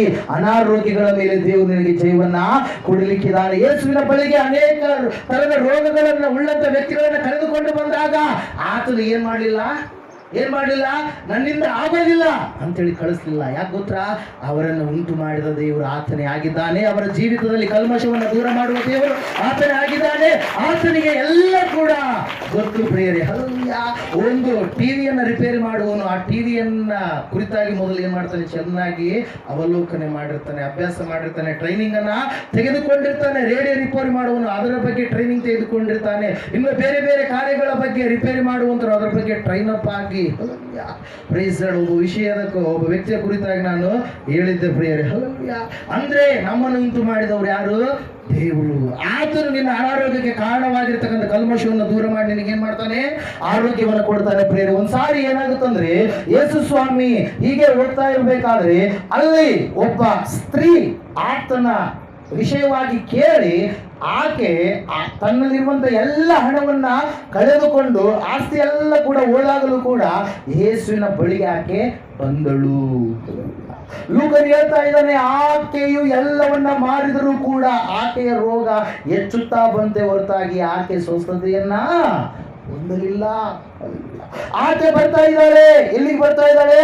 ಯೇಸುವಿನ ಬಳಿಗೆ ಬರ್ತಾ ಇದ್ದಾಳೆ. ಯೇಸು ಅನೇಕರನ್ನ ಸ್ವಸ್ಥ ಮಾಡಿದ್ದಾನೆ, ನನ್ನನ್ನು ಕೂಡ ಸ್ವಸ್ಥ ಮಾಡ್ತಾನೆ. ಯೇಸುವಿನ ಕೊನೆಯ ಅಂಗಿಯ ಅಂಚನ್ನ ಮುಟ್ಟಿದ್ರೆ ಸಾಕು, ನಾನು ಸ್ವಸ್ಥತೆಯನ್ನ ಅನುಭವಿಸ್ತೇನೆ ಅಂತೇಳಿ ಒಬ್ಬ ವ್ಯಕ್ತಿ ಹೇಳ್ತಾನೆ ರೀ. ಬೈಬಲ್ ಪಂಡಿತರು ಹೇಳ್ತಾರೆ, ಶೀಸ್ ಕೇಮ್ ಫ್ರಮ್ 30 ಮೈಲ್ಸ್, ಅಂದ್ರೆ 30 ಮೈಲುಗಳು ದೂರದಿಂದ ಆಕೆ ನಡೆಯುತ್ತಾ ಬಂದಂತೆ. ಎಷ್ಟು ಮೈಲ್ ರೀ? 30 ಮೈಲುಗಳು. ಆಕೆ ರಕ್ತ ಹರಿತಾ ಇದೆ, ಅನಾರೋಗ್ಯದಲ್ಲಿದ್ದಾಳೆ, ಯಾರು ಕೂಡ ಮುಟ್ಟಿಸಿಕೊಳ್ಳಲಾರದಂತ ಪರಿಸ್ಥಿತಿಯಲ್ಲಿದ್ದಾಳೆ, ರಕ್ತ ಕುಸುಮ ರೋಗಕ್ಕೆ ಹಾಕಿ ಒಳಗಾಗಿದ್ದಾಳೆ. ಆಕೆ ಯೇಸುವಿನ ಬಳಿಗೆ ಹೋದರೆ ನನಗೆ ಜಯ ಸಿಗುತ್ತೆ, ಹಲ್ಲೆಲೂಯಾ, ಯೇಸುವಿನ ಹತ್ರಕ್ಕೆ ಹೋದರೆ ನನಗೆ ಸ್ವಸ್ಥತೆ ಆಗುತ್ತೆ ಅಂತ ಹೇಳಿ ತನ್ನಲ್ಲಿ ತಾನು ಅಂದುಕೊಂಡು ಹೋಗಿ ಗುಂಪಿನ ನಡುವೆ ಯೇಸು ಸ್ವಾಮಿ ಹೋಗ್ತಾ ಇರಬೇಕಾದ್ರೆ ಕೊನೆಯ ಅಂಚನ್ನ, ಹಲ್ಲೆಲೂಯಾ, ಕೊನೆಯ ಅಂಚನ್ನ ಹಿಂಗೇನ್ ಮಾಡ್ತಾಳೆ, ಕೊನೆಯ ಅಂಚನ್ನ ಮುಟ್ಟಿದ ತಕ್ಷಣ ಸಡನ್ ಆಗಿ ಯೇಸುವಿನಿಂದ ಶಕ್ತಿ ಹೊರಟು ಬಂದು ಆಕೆಯ ರೋಗವೆಲ್ಲ ಸಂಪೂರ್ಣವಾಗಿ ಏನಾಯ್ತು, ಆರೋಗ್ಯವಾಗಿ ಬದಲಾವಣೆ ಆಯಿತು. ಯೇಸುವಿನ ಬಳಿಗೆ ಬರುವುದೇ ನೀನಾದ್ರೆ ನಿನ್ನ ಜೀವಿತದಲ್ಲಿ ಆತನು ಸ್ವಸ್ಥತೆ ಕೊಡ್ತಾನೆ. 12 ವರ್ಷ ಆಕೆ ಎಷ್ಟು ಕಷ್ಟಪಟ್ಟಿರ್ಬೋದು, 12 ವರ್ಷ ಆಕೆ ಎಷ್ಟು ವಿಧದಲ್ಲಿ ಬಾಧೆಯನ್ನ ಅನುಭವಿಸಿರ್ಬೋದು, ಆದ್ರೆ ಆಕೆ ಯೇಸುವಿನಲ್ಲಿಯೇ ಮುಕ್ತಿಯನ್ನ ಕಂಡುಕೊಂಡು, ಒಂದ್ಸಾರಿ ಯೇಸು ಸ್ವಾಮಿ ಆಲಯಕ್ಕೆ ಹೋಗಿ ಪ್ರಾರ್ಥನೆ ಮಾಡ್ತಾ ಇರ್ಬೇಕಾದ್ರೆ, ಉಪದೇಶವನ್ನು ಹೇಳ್ತಾ ಇರ್ಬೇಕಾದ್ರೆ ಅಲ್ಲಿ 18 ವರ್ಷ ನಡುಬಗ್ಗಿದ ಸ್ಥಿತಿಯಲ್ಲಿ ಒಬ್ಬ ಸ್ತ್ರೀ ಬಂದಿದ್ಲು. ಲೂಕನ ಬರೆದ ಸುವಾರ್ತೆ 13ನೇ ಅಧ್ಯಾಯ 10ನೇ ವಾಕ್ಯದಿಂದ ನಾವು ನೋಡ್ತಾ ಇರಬೇಕಾದ್ರೆ, ಹಲ್ಲೆಲೂಯಾ, ಪ್ರೈಸ್ ಲಾರ್ಡ್, ವಾಕ್ಯ ಹೇಳ್ತಾ ಇದೆ 13ನೇ ಅಧ್ಯಾಯ 10ರಿಂದ 13 ವಾಕ್ಯಗಳನ್ನು ನಾವು ನೋಡುವಾಗ ಆ ತಾಯಿ ಆಲಯಕ್ಕೆ ಬಂದಿದ್ದಾಳೆ. 18 ವರ್ಷಗಳಿಂದ ಬರ್ತಾನೇ ಇದ್ದಾಳೆ. 18 ವರ್ಷಗಳು ಆಕೆ ಹೆಂಗ್ ಬರ್ತಾ ಇದ್ದಾಳೆ ಗೊತ್ತಾ? ಹೆಂಗ್ ಬರ್ತಾ ಇದ್ದಾಳೆ? ಹಿಂಗೆ ಬರ್ತಾ ಇದ್ದಾಳ್ರಿ. ಹೆಂಗ್ ಬರ್ತಾ ಇದ್ದಾಳೆ? ಹೆಂಗ್ ಬರ್ತಾ ಇದ್ದಾಳ್ರಿ? ಉಗ್ಗಿಕೊಂಡು. ಆಕೆ ನಡು ಏನಾಗಿದೆ, ಹೋಗ್ಬಿಟ್ಟಿದೆ. ಸ್ಪೈನಲ್ ಕಾರ್ಡ್ ಪ್ರಾಬ್ಲಮ್ ಇಂದ ಆಕೆ ಬಳಲ್ತಾ ಇರ್ಬೋದು, ಆದ್ರೆ ಇಲ್ಲಿ ನಾವು ನೋಡ್ತಾ ಇದ್ದೇವೆ ಬುಕ್ಕಿಕೊಂಡು ಆಲಯಕ್ಕೆ ಆಕೆ ಬರುವುದನ್ನ ಬಿಡ್ಲಿಲ್ಲ. ಕೆಲವು ಜನರು ಆಲಯಕ್ಕೆ ಬರ್ರಿ, ದೇವರು ನಿಮಗೆ ಮೇಲ್ ಮಾಡ್ತಾನೆ, ಆಲಯಕ್ಕೆ ಬಂದ್ರೆ ಪರಲೋಕದಲ್ಲಿ ನಿಮಗೆ ಆಶೀರ್ವಾದ ಸಿಗುತ್ತೆ, ಮದಲಿಂಗನನ್ನ ಎದುರುಗೊಳ್ಳುವಾಗ ಅಂದ್ರೆ ಆಲಯಕ್ಕೆ ಬರುವುದಕ್ಕೆ ಏನ್ ಮಾಡ್ತಾರೆ, ಇಷ್ಟಪಡಲ್ಲ. ಆ ಕೆಲಸಗಳು ಈ ಕೆಲಸಗಳು 6 ದಿವಸಗಳಿಲ್ವಾ ನಿಮಗೆ? Praise Lord. ಆಲಯಕ್ಕೆ ಬರುವಾಗ ಆಶೀರ್ವಾದ ಹೊಂದಿಕೊಳ್ಳ ಬಂದವರು ಅಯ್ಯೋರಲ್ಲ, ಯಾರು ಹೊಂದಿಕೊಳ್ತಾರೆ? ನೀನೇ ಆಶೀರ್ವಾದದ ನಿಧಿ ಆಗ್ತೀಯ. Hallelujah, praise lord. ಇಲ್ಲಿ ವಾಕ್ಯ ಹೇಳ್ತಾ ಇದೆ 18 ವರ್ಷಗಳು ನಡುಬಗ್ಗಿದ ಸ್ಥಿತಿಯಲ್ಲಿ ಆಲಯಕ್ಕೆ ಬರಲಾರದೆ ಆಕೆ ಇರಲಿಲ್ಲ, ಆದ್ರೂ ಆಲಯಕ್ಕೆ ಬಂದು ಆಕೆ ಪ್ರಾರ್ಥನೆಯಲ್ಲಿ ಪಾಲ್ಗೊಳ್ತಾ ಇದ್ದಾಳೆ. ಒಂದಲ್ಲ ಒಂದು ದಿನ ದೇವರು ನನಗೆ ಸ್ವಸ್ಥತೆಯನ್ನು ಕೊಡ್ತಾನೆ, ನನಗೆ ಬಿಡುಗಡೆಯನ್ನು ಕೊಡ್ತಾನೆ, ನನ್ನ ಅನಾರೋಗ್ಯವನ್ನು ನೀಗಿಸ್ತಾನೆ ಅಂತೇಳಿ ಬಂದಿರತಕ್ಕಂಥ ಆ ತಾಯಿಯನ್ನು ಯೇಸು ಸ್ವಾಮಿ ಕರೀತಾ ಇದ್ದಾನೆ ಪ್ರಿಯರೇ. ಹಲ್ಲೆಲೂಯಾ. ಅಮ್ಮ ಇಲ್ಲಿ ಮುಂದುಗಡೆ ಬಾ ಅಂತೇಳಿ ಕರೆದು ಆಕೆಯ ಆ ಒಂದು ನಡುವಿನ ಮೇಲೆ ಕೈ ಇಟ್ಟು ಆಕೆಗೆ ವಾಕ್ಯ ಬಿಡುಗಡೆ ಮಾಡಿದಂತ ಸಮಯದಲ್ಲಿಯೇ ಹಿಂಗಿರುವಂತ ಆಕೆ ಎಲ್ಲರೂ ನೋಡುತ್ತಿರುವಾಗಲೇ ಆಕೆ ನೇರವಾಗಿ ನಿಂತುಕೊಂಡ್ಲು. ಹಲ್ಲೆಲೂಯಾ. 18 ವರ್ಷಗಳು ಆಕೆ ಅನಾರೋಗ್ಯವನ್ನ ದೇವರ ಬಳಿಗೆ ಬಂದಾಗ ಆಕೆ ಅನಾರೋಗ್ಯ ಏನಾಯ್ತು, ಆರೋಗ್ಯವಾಗಿ ಮಾರ್ಪಡ್ತು ಪ್ರಿಯರೇ. ಆಕೆ ದೇವರನ್ನ ಸ್ತುತಿ ಮಾಡಿ ಕೊಂಡಾಡಿ ಆರಾಧಿಸಿದಳು ಎಂಬುದಾಗಿ ಸತ್ಯವೇದ ಹೇಳ್ತಾ ಇದೆ ಪ್ರಿಯರೇ. ಒಂದ್ಸಾರಿ ಯೇಸು ಸ್ವಾಮಿ ಹೋಗ್ತಾ ಇರ್ಬೇಕಾದ್ರೆ ಅಲ್ಲಿ ಮಂಟಪ ಇದೆ ಪ್ರಿಯರೇ. 5ನೇ ಅಧ್ಯಾಯದಲ್ಲಿ ನಾವು ನೋಡ್ತಾ ಇರ್ತೀವಿ ಯೋಹಾನ ಬರೆದ ಸುವಾರ್ತೆಯಲ್ಲಿ. ಅಲ್ಲಿ ಅನೇಕ ತರವಾದಂತ ರೋಗಗಳಿಂದ ಬಾಧೆಯಿಂದ ಬಳಲುವಂತ ಜನರು ಕೂತ್ಕೊಂಡಿದ್ದಾರೆ. ನಾವಿಲ್ಲಿ ಬಂದ್ರೆ ಅದರಲ್ಲಿ ನೀರಿನಲ್ಲಿ ದೇವದೂತರು ಬಂದಾಗ ನೀರುಗಳು ಉಕ್ಕುವಾಗ ಅದರಲ್ಲಿ ಯಾರು ಇಳಿತಾರೋ ಅವರಿಗೆ ಸ್ವಸ್ಥತೆ ಇದೆ ಅಂತ ಹೇಳಿ ನೆನೆಸಿ ಅಲ್ಲಿಗೆ ಬಂದಿದ್ರು ಪ್ರಿಯರೇ. ಒಬ್ಬ ವ್ಯಕ್ತಿ ಕೂತ್ಕೊಂಡಿದ್ದಾನೆ. ಎಷ್ಟು ವರ್ಷಗಳಿಂದಂತೆ? 38 ಇಯರ್ಸ್, 38 ವರ್ಷಗಳು ಅಲ್ಲೇ ಬಿದ್ದಿದ್ದಾನೆ. ಏನು ಎದ್ದೊಳಕ್ಕೆ ಬರಲಾರ್ದಂತ ಒಂದು ಸ್ಥಿತಿಯಲ್ಲಿ ಅವನು ಜೀವಿಸ್ತಾ ಇದ್ದಾನೆ. ಹಲ್ಲೆಲೂಯಾ. ಯೇಸು ಸ್ವಾಮಿ ಹೋಗ್ತಾ ಇರ್ಬೇಕಾದ್ರೆ ಆ ಒಂದು ಹೊರಗಡೆ ಕೂತ್ಕೊಂಡಿರ್ತಕ್ಕಂಥ ವ್ಯಕ್ತಿ, ಆ ಮಂಟಪದ ಬಳಿಯಲ್ಲಿ ಮಲಗಿರ್ತಕ್ಕಂಥ ಆ ವ್ಯಕ್ತಿಯನ್ನು ನೋಡಿ ಹೇಳ್ತಾ ಇದ್ದಾನೆ, ಏನಂತೇಳಿ, ನಿನ್ನ ಹಾಸಿಗೆನ ಹೊತ್ತುಕೊಂಡು ನೀನು ನಡೆ. ಅವನು ಎತ್ತೇ ಇಲ್ಲ, ಎಲ್ಲ 1, 2 ಎಲ್ಲ ಭಯಂಕರವಾದಂತ ಸ್ಥಿತಿಯಲ್ಲಿ ಅವನು ಇದ್ದಾನೆ ಪ್ರಿಯರೇ. ಯಾರು ಕೂಡ ಹತ್ತಿರಕ್ಕೆ ಅವನನ್ನ ಸೇರಿಸಿಕೊಳ್ಳಾರದ ಸ್ಥಿತಿಯಲ್ಲಿ ಅನಾರೋಗ್ಯ ಆ ರೀತಿಯಾಗಿ ಎಲ್ಲರಿಂದ ಅವನನ್ನ ದೂರ ಮಾಡಿದ ಪ್ರಿಯರೇ. ಫಾರ್ ದ 38 ಇಯರ್ಸ್, 38 ವರ್ಷಗಳವರೆಗೆ ಅವನು ಹೆಂಗಿದ್ದಾನೆ, ಅನಾರೋಗ್ಯದಲ್ಲಿದ್ದಾನೆ. ಆದ್ರೆ ಯಾವಾಗ ಯೇಸು ಸ್ವಾಮಿ ಆ ಸ್ಥಳಕ್ಕೆ ಹೋದನು, ಯಾವಾಗ ಮಾತನ್ನು ಹೇಳಿದನು, ಆ ಮಾತಿಗೆ ವಿಧೇಯನಾಗಿ ಮಲಗಿರುವಂತ ವ್ಯಕ್ತಿ ಏನಾದ, ಎದ್ದ. ಹಲ್ಲೆಲೂಯಾ. ಮಲಗಿರ್ತಕ್ಕಂಥ ವ್ಯಕ್ತಿ 38 ವರ್ಷಗಳು ಎದ್ದು ನಡೆಯಲಾದ ಸ್ಥಿತಿಯಲ್ಲಿರ್ತಕ್ಕಂಥ ವ್ಯಕ್ತಿ ಎದ್ದು ಏನ್ ಮಾಡ್ತಾನೆ, ತನ್ನ ಹಾಸಿಗೆಯನ್ನು ಹೊತ್ತುಕೊಂಡು ನಡೆದನು ಪ್ರಿಯರು. ಇವತ್ತು ನಿನ್ನ ಜೀವಿತದಲ್ಲಿ ಎಷ್ಟು ವರ್ಷಗಳಿಂದ ಬಾಧೆಗಳಿದ್ದರು, ಅನಾರೋಗ್ಯ ಇದ್ದರು, ಆ ಅನಾರೋಗ್ಯದ ವಿಷಯವಾಗಿ ದೇವರು ನಿನಗೆ ಜಯ ಕೊಡ್ತಾನೆ. ದೇವರ ಬಳಿಗೆ ನೀನು ಬರುವುದೇ ಆದರೆ, ದೇವರಲ್ಲಿ ನೀನು ಸಮಯವನ್ನ ಕಳೆಯುವುದಾದ್ರೆ ದೇವರೇ ನಿನ್ನನ್ನು ಏನ್ ಮಾಡ್ತಾನೆ ಪ್ರಿಯರೇ, ಸ್ವಸ್ಥ ಮಾಡುವವನಾಗಿದ್ದಾನೆ ಪ್ರಿಯರೇ. ಹಲ್ಲೆಲೂಯಾ. ಸತ್ತಂತ ವ್ಯಕ್ತಿಗಳನ್ನ ದೇವರು ಬದುಕಿ ಪ್ರಿಯರೇ. ಹಲ್ಲೆಲೂಯಾ. ಮರಣದ ಆ ಅಂಚಿನಲ್ಲಿ ಮರಣ ಹೊಂದಿದಂತ 3 ವ್ಯಕ್ತಿಗಳ ಕುರಿತಾಗಿ ನಾವು ನೋಡ್ತಾ ಇದ್ದೇವೆ ಪ್ರಿಯರೇ. ನಡುಬಗ್ಗಿದ ಸ್ಥಿತಿಯಲ್ಲಿರ್ತಕ್ಕಂಥ ಆ ಸ್ತ್ರೀಗೆ ದುರಾತ್ಮ ಶಕ್ತಿ ಹಿಡ್ಕೊಂಡಿತ್ತು. ಅದರ ಸಲುವಾಗಿ 18 ವರ್ಷಗಳಿಂದ ಆಕೆ ಏನ್ ಮಾಡ್ತಾ ಇದ್ಲು, ಬಳಲ್ತಾ ಇದ್ದೆ ಎಂಬುದಾಗಿ ಸತ್ಯವೇದ ಹೇಳ್ತಾ ಇದೆ. ಹಲ್ಲೆಲೂಯಾ. Praise the Lord. ನಾವು ನೋಡ್ತಾ ಇದ್ದೇವೆ ಪ್ರಿಯರೇ, Yesu Swami recorded detailed miracles ಎಷ್ಟಿದಾವೆ ಅಂದ್ರೆ ಸತ್ಯವೇದದಲ್ಲಿ 37 ಇದಾವೆ. ಹಲ್ಲೆಲೂಯಾ. ರೆಕಾರ್ಡೆಡ್ ಅಂದ್ರೆ ಕರೆಕ್ಟ್ ಆಗಿ ಡಿಟೇಲ್ ಆಗಿ ರೆಕಾರ್ಡ್ ಆಗಿರುವಂಥವು ಎಷ್ಟಿದಾವೆ, 37 ಇದಾವೆ ಪ್ರಿಯರೇ. ಆದರೆ ಇನ್ನು ಕೆಲವು ಮಿರಾಕಲ್ಸ್ಗಳು ಏನಾಗಿದ್ದಾವೆ, ಮಿಸ್ ಆಗಿದಾವೆ. ಅದರ ಸಲ ಯೋಹಾನ ಒಂದೇ ಒಂದು ಮಾತು ಹೇಳ್ತಾನೆ, ಆತನು ಮಾಡಿದಂಥ ಕಾರ್ಯಗಳನ್ನ ಬರೆಯುವುದಕ್ಕೆ ಹೋದರೆ ಈ ಲೋಕವೇ ಹಿಡಿಸುವುದಿಲ್ಲ. ಹಲ್ಲೆಲೂಯಾ. ಅಷ್ಟು ಕಾರ್ಯಗಳನ್ನು ಆತ ಮಾಡಿದ್ದಾನೆ. ಹಲ್ಲೆಲೂಯಾ. ಆತನು ಓದಲ್ಲೆಲ್ಲ ಅದ್ಭುತವೇ. ಯಾರು ಆತನನ್ನು ಮುಟ್ತಾರೋ ಅವರಿಗೆಲ್ಲ ಸ್ವಸ್ಥತೆ. ಯಾರಿಗೆ ಆತನು ಕನಿಕರಿಸಿ ಒಂದು ಮಾತನ್ನು ಹೇಳ್ತಾನೋ, ಒಂದು ಬಿಡುಗಡೆಯನ್ನು ಮಾಡ್ತಾನೋ, ಒಂದು ಆಶೀರ್ವಾದವನ್ನು ನೀಡ್ತಾನೋ ಅವ್ರಿಗೆ ಏನಿದೆ, ಸ್ವಸ್ಥತೆ ಹೋಗ್ತಾ ಇತ್ತು. ಎಲ್ಲವನ್ನ ಬರೆದಿಲ್ಲ, ಕೆಲವೊಂದುಗಳನ್ನು ಮಾತ್ರ ಇಲ್ಲೇನು ಮಾಡಿದೆ, ದಾಖಲೆಯಾಗಿ ದೇವರು ನಮಗೆ ಒದಗಿಸಿ ಕೊಟ್ಟಿದ್ದಾನೆ ಪ್ರಿಯರೇ. ಹಲ್ಲೆಲೂಯಾ. ನೀವು ಏನಂತೀವಿ, ಬೇಕರಿಗೆ ಹೋಗಿ ಜಸ್ಟ್ ಸ್ಯಾಂಪಲ್ ನೋಡೋಕೆ 1 kg ಕೊಡ್ರಿ, ಸ್ಯಾಂಪಲ್ ನೋಡಿರ್ತೀನಿ ತಿಂತೀನಿ ಅಂತೀರಾ, ಏನು ಮಾಡ್ತೀರಿ, ಸ್ವಲ್ಪ ಏನ್ರಿ ಸ್ವಲ್ಪ ಹೆಂಗೆ ಸ್ಯಾಂಪಲ್ ನೋಡೋಕೆ, ಅದ್ರಂಗೆ ಸ್ಯಾಂಪಲ್ ಇದೆ ಸತ್ಯವೇದ. ಹಲ್ಲೆಲೂಯಾ. ಹಲ್ಲೆಲೂಯಾ. ಯೇಸು ಮಾಡಿದಂಥ ಅದ್ಭುತಗಳು, ಆಶ್ಚರ್ಯಕಾರಿಗಳು ಜಸ್ಟ್ ಸ್ಯಾಂಪಲ್. ಇನ್ನು ಆತನು ಮಾಡಿರುವಂಥವುಗಳು ಬರೀಲಾರದಂಥವುಗಳು ಎಷ್ಟೋ ಇದ್ದಾವೆ ಪ್ರಿಯರೇ. ಹಲ್ಲೆಲೂಯಾ. ವಾಕ್ಯದಲ್ಲಿ ನಾವು ನೋಡ್ತಾ ಇದ್ದೇವೆ, ದೇವರು ನಿನ್ನ ಜೀವಿತದಲ್ಲಿರುವಂತ ಇಲ್ಲಿವರೆಗೆ ಸೋಲುವಿಕೆಗೆ ಕಾರಣವಾಗಿರುವಂತ ಅನಾರೋಗ್ಯವನ್ನ ಜಯವಾಗಿ ಮಾರ್ಪಡಿಸ್ತಾನೆ. ಹಲ್ಲೆಲೂಯಾ. Praise the Lord. ಇನ್ನೂ ಕೆಲವು ಜನರಿಗೆ ಯಾವ ವಿಷಯದಲ್ಲಿ ಸೋಲಿರುತ್ತಂದ್ರೆ, ಬಂಜೆತನದ ವಿಷಯದಲ್ಲಿ, ಫಲಹೀನತೆಯ ವಿಷಯದಲ್ಲಿ ನೀವು ಸೋಲನ್ನ ಅನುಭವಿಸ್ತಾ ಇರಬಹುದು. ಹಲ್ಲೆಲೂಯಾ. ಫಲವನ್ನ ಕಾಣಲಾರದ ಸ್ಥಿತಿಯಲ್ಲಿ ನಿಮ್ಮ ಭೂಮಿಗಳು ಇರಬಹುದು. ನೀನು ಫಲವನ್ನು ಕೊಡಲಾರದಂತ ರೀತಿಯಲ್ಲಿ ನೀನು ಜೀವಿಸ್ತಾ ಇರ್ಬೋದು. ಬಂಜೆತನ ನಿನ್ನನ್ನ ಆಳ್ತಾ ಇರ್ಬೋದು. ಆದರೆ ದೇವ್ರ ವಾಕ್ಯ ಹೇಳ್ತಾರೆ ಏನ್ ಗೊತ್ತಾ, ದೇವರು ಆ ವಿಷಯವಾಗಿಯೂ ನಿನಗೆ ಜಯವನ್ನ ಕೊಡ್ತಾನೆ. ಹಲ್ಲೆಲೂಯಾ. Praise the Lord. ಈ ಸಮಯದಲ್ಲಿ 2ನೇ ಅರಸುಗಳ ಪುಸ್ತಕ 4ನೇ ಅಧ್ಯಾಯ ಕ್ವಿಕ್ಕಾಗಿ 16ನೇ ವಾಕ್ಯದ ಬಿ ಪಾರ್ಟ್ ಓದೋಣ. 2ನೇ ಅರಸುಗಳು 4ನೇ ಅಧ್ಯಾಯ. ಅದಕ್ಕೆ ಆಕೆಯು, ದೇವರ ಮನುಷ್ಯನೇ, ಒಡೆಯನೇ, ಹೀಗೆ ಹೇಳಿ ನಿನ್ನ ದಾಸಿಯನ್ನ ವಂಚಿಸಬೇಡ. ಇಲ್ಲಿ ಒಂದು ಸಂದರ್ಭವನ್ನು ನಾವು ನೋಡ್ತಾ ಇದ್ದೇವೆ ಪ್ರಿಯರೇ.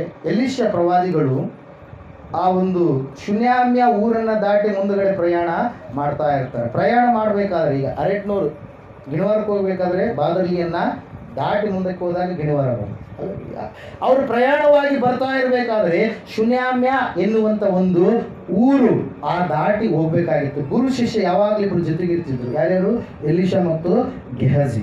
ಓದ್ತಾ ಇರ್ಬೇಕಾದ್ರೆ ಒಂದ್ಸಾರಿ ಏನಾಗುತ್ತಂದ್ರೆ, ಒಬ್ಬ ತಾಯಿ ಏನ್ ಮಾಡ್ತಾಳಂದ್ರೆ, ಒಬ್ಬ ವ್ಯಕ್ತಿಯನ್ನ, ಗುರುವನ್ನ, ಶಿಷ್ಯನ ನೋಡ್ತಾ ಇರ್ತಾಳೆ, ಹೋಗುವಂಥದನ್ನ ನೋಡ್ತಾ ಇರ್ತಾಳೆ. ನೋಡ್ತಾ ಇರ್ಬೇಕಾದ್ರೆ ಒಂದ್ಸಾರಿ ತನ್ನ ಮನೆಗೆ ಅವರನ್ನ ಏನ್ ಮಾಡ್ತಾರೆ, ಆಹ್ವಾನ ಮಾಡ್ತಾರೆ. ಗುರುವನ್ನ ಏನ್ ಮಾಡಿದ್ಲು, ಗುರು ತಿಳಿದು ಮನೆಗೆ ಆಹ್ವಾನ ಮಾಡಿದೆ. ನೀವು ಇಲ್ಲೇ ಹೋಗುವಾಗೆಲ್ಲ ಇಲ್ಲೇ ನೀವೇನ್ ಮಾಡ್ಬೇಕು, ಊಟ ಮಾಡಿನೇ ಹೋಗ್ಬೇಕು ಅಂತೇಳಿ ಏನ್ ಮಾಡಿದ್ರು ಹೇಳ್ತಾರೆ. ಯಾರು? ಶೂನ್ಯಾಮ್ಯ ಸ್ತ್ರೀಯಳು. ಆಕೆ ಹೆಸರು ಬರೆಯಲ್ಪಟ್ಟಿಲ್ಲ.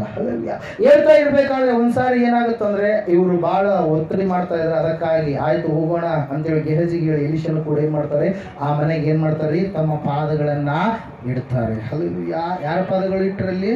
ಗುರುವಿನ ಪಾದಗಳು. ಎಲ್ಲಿಟ್ರು?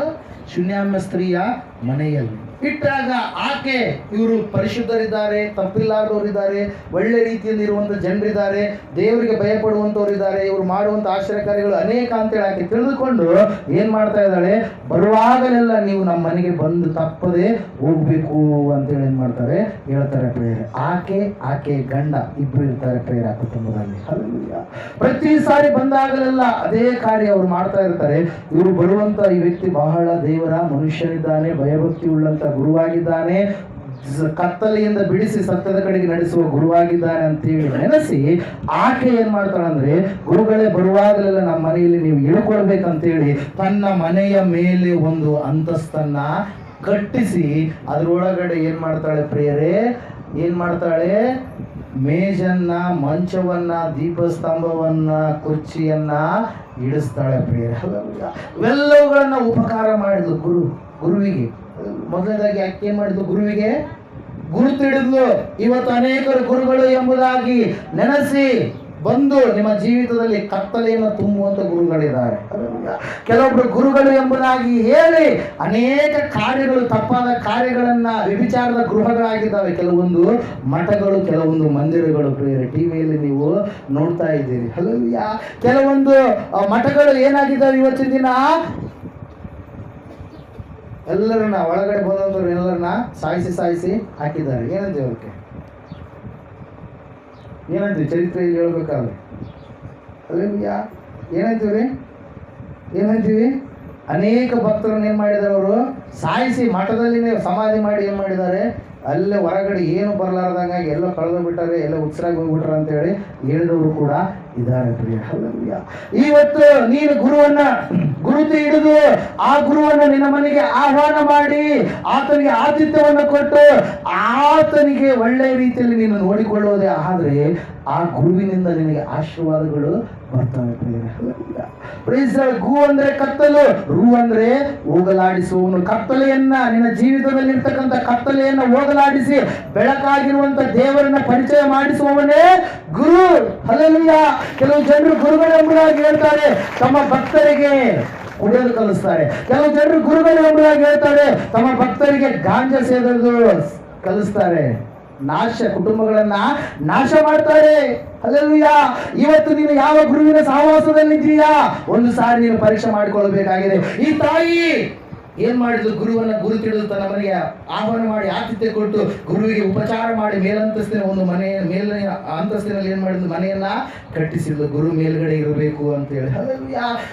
ನಾವು ನೋಡ್ತಾ ಇದ್ದೇವೆ, ಗುರು ಯಾವಾಗ ಉಪಕಾರ ಹೊಂದಿಕೊಂಡು ನಾನು ಕೂಡ ನಿನಗೆ ಪ್ರತ್ಯುಪಕಾರವನ್ನ ಮಾಡಬೇಕಂತೇಳಿ ಆಕೆಯನ್ನು ಕರೆಸಿ ಹೇಳ್ತಾನೆ. ಪ್ರೇರೇನಂತ ಹೇಳಿ, ಅಮ್ಮ ತಾಯಿ, ನೀನು ಬಹಳ ಉಪಕಾರವನ್ನ ಮಾಡಿದಿ, ಈಗ ನಾನು ಕೂಡ ನಿಮಗೆ ಉಪಕಾರ ಮಾಡ್ಬೇಕು. ನಾನು ನಿನಗೆ ಏನು ಉಪಕಾರ ಮಾಡ್ಬೇಕು ಹೇಳು ತಾಯಿ ಅಂತ ಕೇಳಿದಾಗ ಆಕೆ ಅಂತ ಹೇಳಿದಾಳೆ, ನಾನು ನನ್ನ ಬಂಧುಗಳ ಮಧ್ಯದಲ್ಲಿ, ಸ್ನೇಹಿತರ ಮಧ್ಯದಲ್ಲಿ, ಎಲ್ಲರ ಮಧ್ಯದಲ್ಲಿ ನಾನು ಏನಾಗಿದ್ದೇನೆ? ಚೆನ್ನಾಗಿದ್ದೇನೆ, ಸಮಾಧಾನದಿಂದಿದೆ, ನನಗೆ ಯಾವ ಕೊರತೆ ಇಲ್ಲ ಅಂತೇಳಿ. ಹಲ್ಲೆಲೂಯಾ. ಆಕೆ ಹೇಳಿಕೊಳ್ತಾ ಇಲ್ಲ, ಆಕೆ ಜೀವಿತದಲ್ಲಿ ಕೊರತೆ ಇದೆ. ಹಲ್ಲೆಲೂಯಾ. ಆಕೆ ಹೇಳಿ ಮೇಲಂತಸ್ತಿನ ಕೆಳಗಿಳಿದು ಮನೆ ಒಳಗಡೆ ಹೋಗ್ಬಿಟ್ಲು. ಪ್ರಿಯರೇ, ಅವಾಗ ಶಿಷ್ಯ ಯಾರು? ಗೆಹಜಿ. ಯಾವಾಗ್ಲೂ ಗುರುವಿನ ಸಂಗಡ ಇರುವಂತ ಶಿಷ್ಯ, ಊಟ ಚೆನ್ನಾಗಿ ಮಾಡಿದಂತ ಶಿಷ್ಯ ಎಲ್ಲ ನೋಡ್ತಿರ್ತಾನ. ಯಾವಾಗ್ಲೂ ಬಂದ್ರು ಕೂಡ ಗಂಡ ಏನು ಚಿಕ್ಕ ಇರ್ತಾರ, ಓಡಾಡೋದಕ್ಕೆ ಮಕ್ಕಳಿಲ್ವಲ್ಲ ಅಂತೇಳಿ ಎಲ್ಲವನ್ನ ಗಮನ ಹರಿಸ್ತಾ ಇರ್ತಾನೆ. ಶಿಷ್ಯನ ಕೆಲಸ ಅದೇ ನೋಡ್ರಿ. ಅಲ್ಲೆಲ್ಲ ಎಲ್ಲ ಗಮನ ಹರಿಸ್ತಾ ಇರ್ತಾರ. ಗಮನ ಹರಿಸುವಾಗ ಒಡೆಯ ಅಂತೇಳಿ ಹೇಳಿ ಏನಂತ ಹೇಳ್ತಾ ಇದ್ದಾನೆ?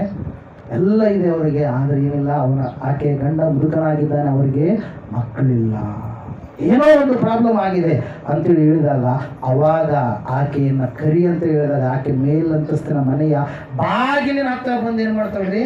ನಿಂತ್ಕೊಂತಾಳೆ. ಗುರಿಗೋಸ್ಕರವಾಗಿ ಕಟ್ಟಿದ ಬಾಗಿಲ ಹತ್ರ ಬಂದು, ಮನೆಯ ಬಾಗಿಲ ಹತ್ರ ಬಂದು ಏನ್ ಮಾಡ್ತಾಳೆ? ನಿಂತ್ಕೊಳ್ತಾಳೆ. ಅವಾಗ ಎಲೀಷನ್ ಹೇಳ್ತಾನೆ ಏನಂತೇಳಿ, ಮುಂದಿನ ವರ್ಷ. ಹೋದ್ರಿ ಕಂಟಿನ್ಯೂ. ಮೇಲ್ಗಡೆ 14ನೇ ವಚನ, 16ನೇ ವಾಕ್ಯ, 4-16.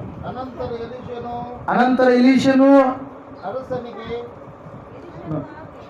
ಎಲೀಷನು ಆಕೆಗೆ, ನೀನು ಬರುವ ವರ್ಷ ಇದೇ ಕಾಲದಲ್ಲಿ ಒಬ್ಬ ಮಗನನ್ನು ಅಪ್ಪಿಕೊಂಡಿರುವಿ ಎಂದನು. ಹಲ್ಲೆಲೂಯಾ.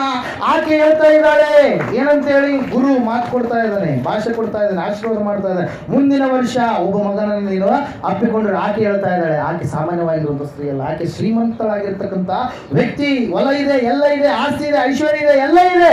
ಆದ್ರೆ ಆಕೆ ಎಲ್ಲ ತೋರಿಸಿಕೊಂಡಾಗಲೂ ಆಕೆ ಏನಾಗ್ತಾ ಇಲ್ಲ?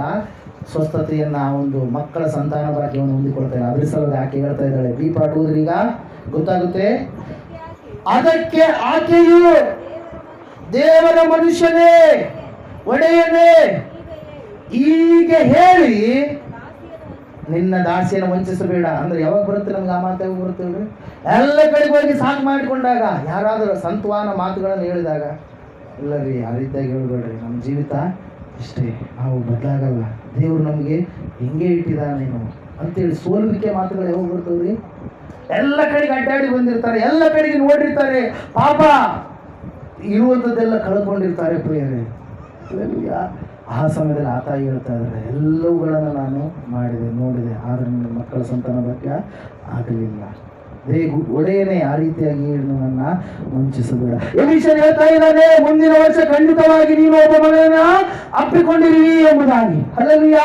ಎಲೀಷನು ಹೇಳ್ತಾ ಇದ್ದಾನೆ, ನೀನು ಮುಂದಿನ ವರ್ಷ ಒಬ್ಬ ಮಗನನ್ನ ಅಪ್ಪಿಕೊಂಡಿರುವಿ ಎಂಬುದಾಗಿ. ಅಲ್ಲಿಯವರೆಗೆ ಸೋಲಿನ ಜೀವಿತ ಕಂಡಿರ್ತಕ್ಕಂಥ ಆಕೆ, ಗುರುವಿನ ಗುರಿತಿಡ್ತಕ್ಕಂಥ ಆಕೆ, ಗುರುವಿಗೆ ಆತಿಥ್ಯ ಕೊಟ್ಟಿರ್ತಕ್ಕಂಥ ಆಕೆ, ದೇವರನ್ನ ಕಂಡುಕೊಂಡಿರ್ತಕ್ಕಂಥ ಆಕೆ, ಗುರುವಿಗೆ ಒಳ್ಳೆಯ ಸ್ಥಾನವನ್ನು ಕೊಟ್ಟಿರ್ತಕ್ಕಂಥ ಆಕೆ ಗುರುವಿನಿಂದ ಪ್ರತ್ಯುಪಕಾರವನ್ನ ಏನ್ ಮಾಡುತ್ತಾಳೆ ಪ್ರಿಯರೇ? ಹೊಂದಿಕೊಳ್ಳುವುದಕ್ಕೆ ಗುರುವಿನ ಬಾಯಿಯಿಂದ ಒಂದು ಆಶೀರ್ವಾದ ವಚನ ಬಂತು. ಮುಂದಿನ ವರ್ಷ, ಹಲ್ಲೆಲೂಯಾ, ಮುಂದಿನ ವರ್ಷ, ಹಲ್ಲೆಲೂಯಾ, ಚಪ್ಪಾಳೆ ಬರ್ತಾ ಇಲ್ಲ. ಮುಂದಿನ ವರ್ಷ ಏನಾಗ್ತಾ ಇದೆ? ನಿನಗೆ ಸಂತಾನ ಭಾಗ್ಯ ಆಗ್ಲಿಕ್ಕಿದೆ. ಮುಂದಿನ ವರ್ಷ ನೀನು ಇಲ್ಲಿವರೆಗೆ ಯಾವುದು ಸೋಲು ಎಂಬುದಾಗಿ ನೆನೆಸಿದೆಯೋ ಆಗ ವಿಷಯದಲ್ಲಿ ದೇವರು ನಿನಗೆ ಜಯವನ್ನ ಕೊಡಲಿಕ್ಕಿದ್ದಾನೆ. ಹಲ್ಲೆಲೂಯಾ. ದೇವರು ವಾಕ್ಯ ಹೇಳ್ತಾ ಇದೆ ಪ್ರಿಯರೇ, ಆಕೆ ಮುಂದೆ ಹೋದ್ರಿ ಕಂಟಿನ್ಯೂ ಆಗಿ. ಎಲೀಷನು ಹೇಳಿದ ಕಂಟಿನ್ಯೂ ಫಸ್ಟ್ ಹೋದ್ರಿ. ಆ ಸ್ತ್ರೀಯು ಗರ್ಭಿಣಿಯಾಗಿ ಎಲೀಷನು ಹೇಳಿದಂತೆ ಮುಂದಿನ ವರ್ಷ ಅದೇ ಕಾಲದಲ್ಲಿ ಒಬ್ಬ ಮಗನನ್ನು ಎತ್ತಳು. ಹಲ್ಲೆಲೂಯಾ. Praise lord. ಗುರುವಿನ ಬಾಯಿಂದ ಹೊರಟಂತ ಮಾತು ದೇವರು ಏನ್ ಮಾಡಲ್ಲ, ನಿಷ್ಫಲ ಮಾಡಿಲ್ಲ ಆ ಸಂದರ್ಭದಲ್ಲಿ. ಹಲ್ಲೆಲೂಯಾ. ಈ ಒಂದು ಸನ್ನಿವೇಶ ಮಾತ್ರ ಅಲ್ಲ ಪ್ರಿಯರೇ, ಸತ್ಯವೇದದಲ್ಲಿ ಅನೇಕರು ಬಂಜೆತನದಿಂದ ಒಳಗಾಗಿ ಇದ್ದಾರೆಂಬುದಾಗಿ ಸತ್ಯವೇದದಲ್ಲಿ ದೇವರು ಬರೆಸಿಟ್ಟಿದ್ದಾನೆ. ಆ ಎಲ್ಲ 7 ಜನರಿಗೂ ಕೂಡ ದೇವರು ಏನ್ ಕೊಟ್ಟಿದ್ದಾನೆ? ಜಯ ಕೊಟ್ಟಿದ್ದಾನೆ. ಸಾರಳು ಮೊದಲನೇದಾಗಿ ಬಂಜೆ ಎಂಬುದಾಗಿ ಕರೆಸಿಕೊಂಡಿರ್ತಕ್ಕಂಥ ಸ್ತ್ರೀ. ಆದ್ರೆ ಅದ್ಭುತವಾಗಿ ದೇವರು ಸಾರಳಿಗೆ ಏನ್ ಮಾಡಿದ ಪ್ರಿಯರೇ? ಉಡಿಯನ್ನ ಕಟ್ಟಿಕೊಟ್ಟ. ಹಲ್ಲೆಲೂಯಾ. ಸಾರಳಿಗೆ ದೇವರು ಏನ್ ಮಾಡಿದ? ಗರ್ಭಫಲವನ್ನ ಕೊಟ್ಟ. ಅದ್ಭುತವಾಗಿ ಸಾರಳು 90 ವರ್ಷದವಳಾಗಿದ್ದಾಗ ಇಸಾಕನಿಗೆ ಜನ್ಮ ನೀಡಿದಳು. ಅಬ್ರಹಾಮನು 100 ವರ್ಷದವನಾಗಿದ್ದ. ಸಾರಳು ಎಷ್ಟು ವರ್ಷದವಳಾಗಿದ್ಲು? 90 ವರ್ಷದವಳಾಗಿದ್ಲು. It is very impossible. ನಮ್ಮ ದೃಷ್ಟಿಕೋನದಲ್ಲಿ ನೋಡೋದಾದ್ರೆ ಅದು ಬಹಳ ಇಂಪಾಸಿಬಲ್.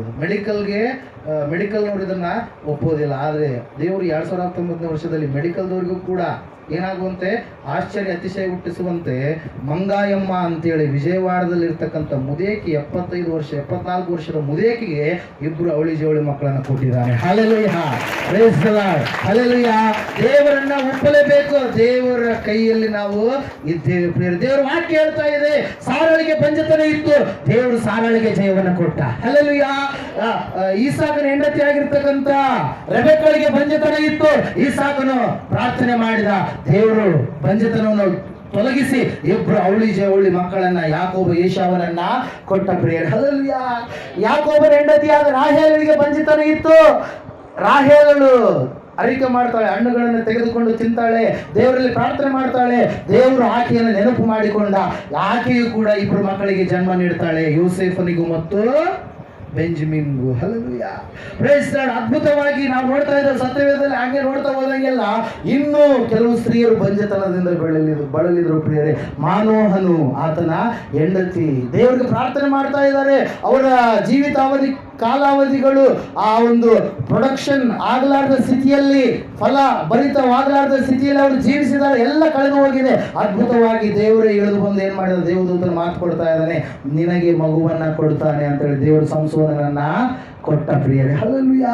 Price the Lord. ವಾಕ್ಯದಲ್ಲಿ ನಾವು ನೋಡ್ತಾ ಇದ್ದೇವೆ, ದೇವರು ಹನ್ನಳು ದೇವಾಲಯಕ್ಕೆ ಬಂದು ಮೊಣಕಾಲೂರಿ ಕಣ್ಣೀರಿಂದ ಪ್ರಾರ್ಥನೆ ಮಾಡಿದಾಗ ಹನ್ನಳಿಗೆ ದೇವರು ಒಬ್ಬರನ್ನಲ್ಲ 6 ಜನ ಮಕ್ಕಳನ್ನ ಕೊಟ್ಟ. ಹಲ್ಲೆಲೂಯಾ. ಹನ್ನಳ ಜೀವಿತದಲ್ಲಿ ಇರುವಂತಹ ಸೋಲನ್ನ ದೇವರು ಜಯವಾಗಿ ಮಾರ್ಪಡಿಸಿದ.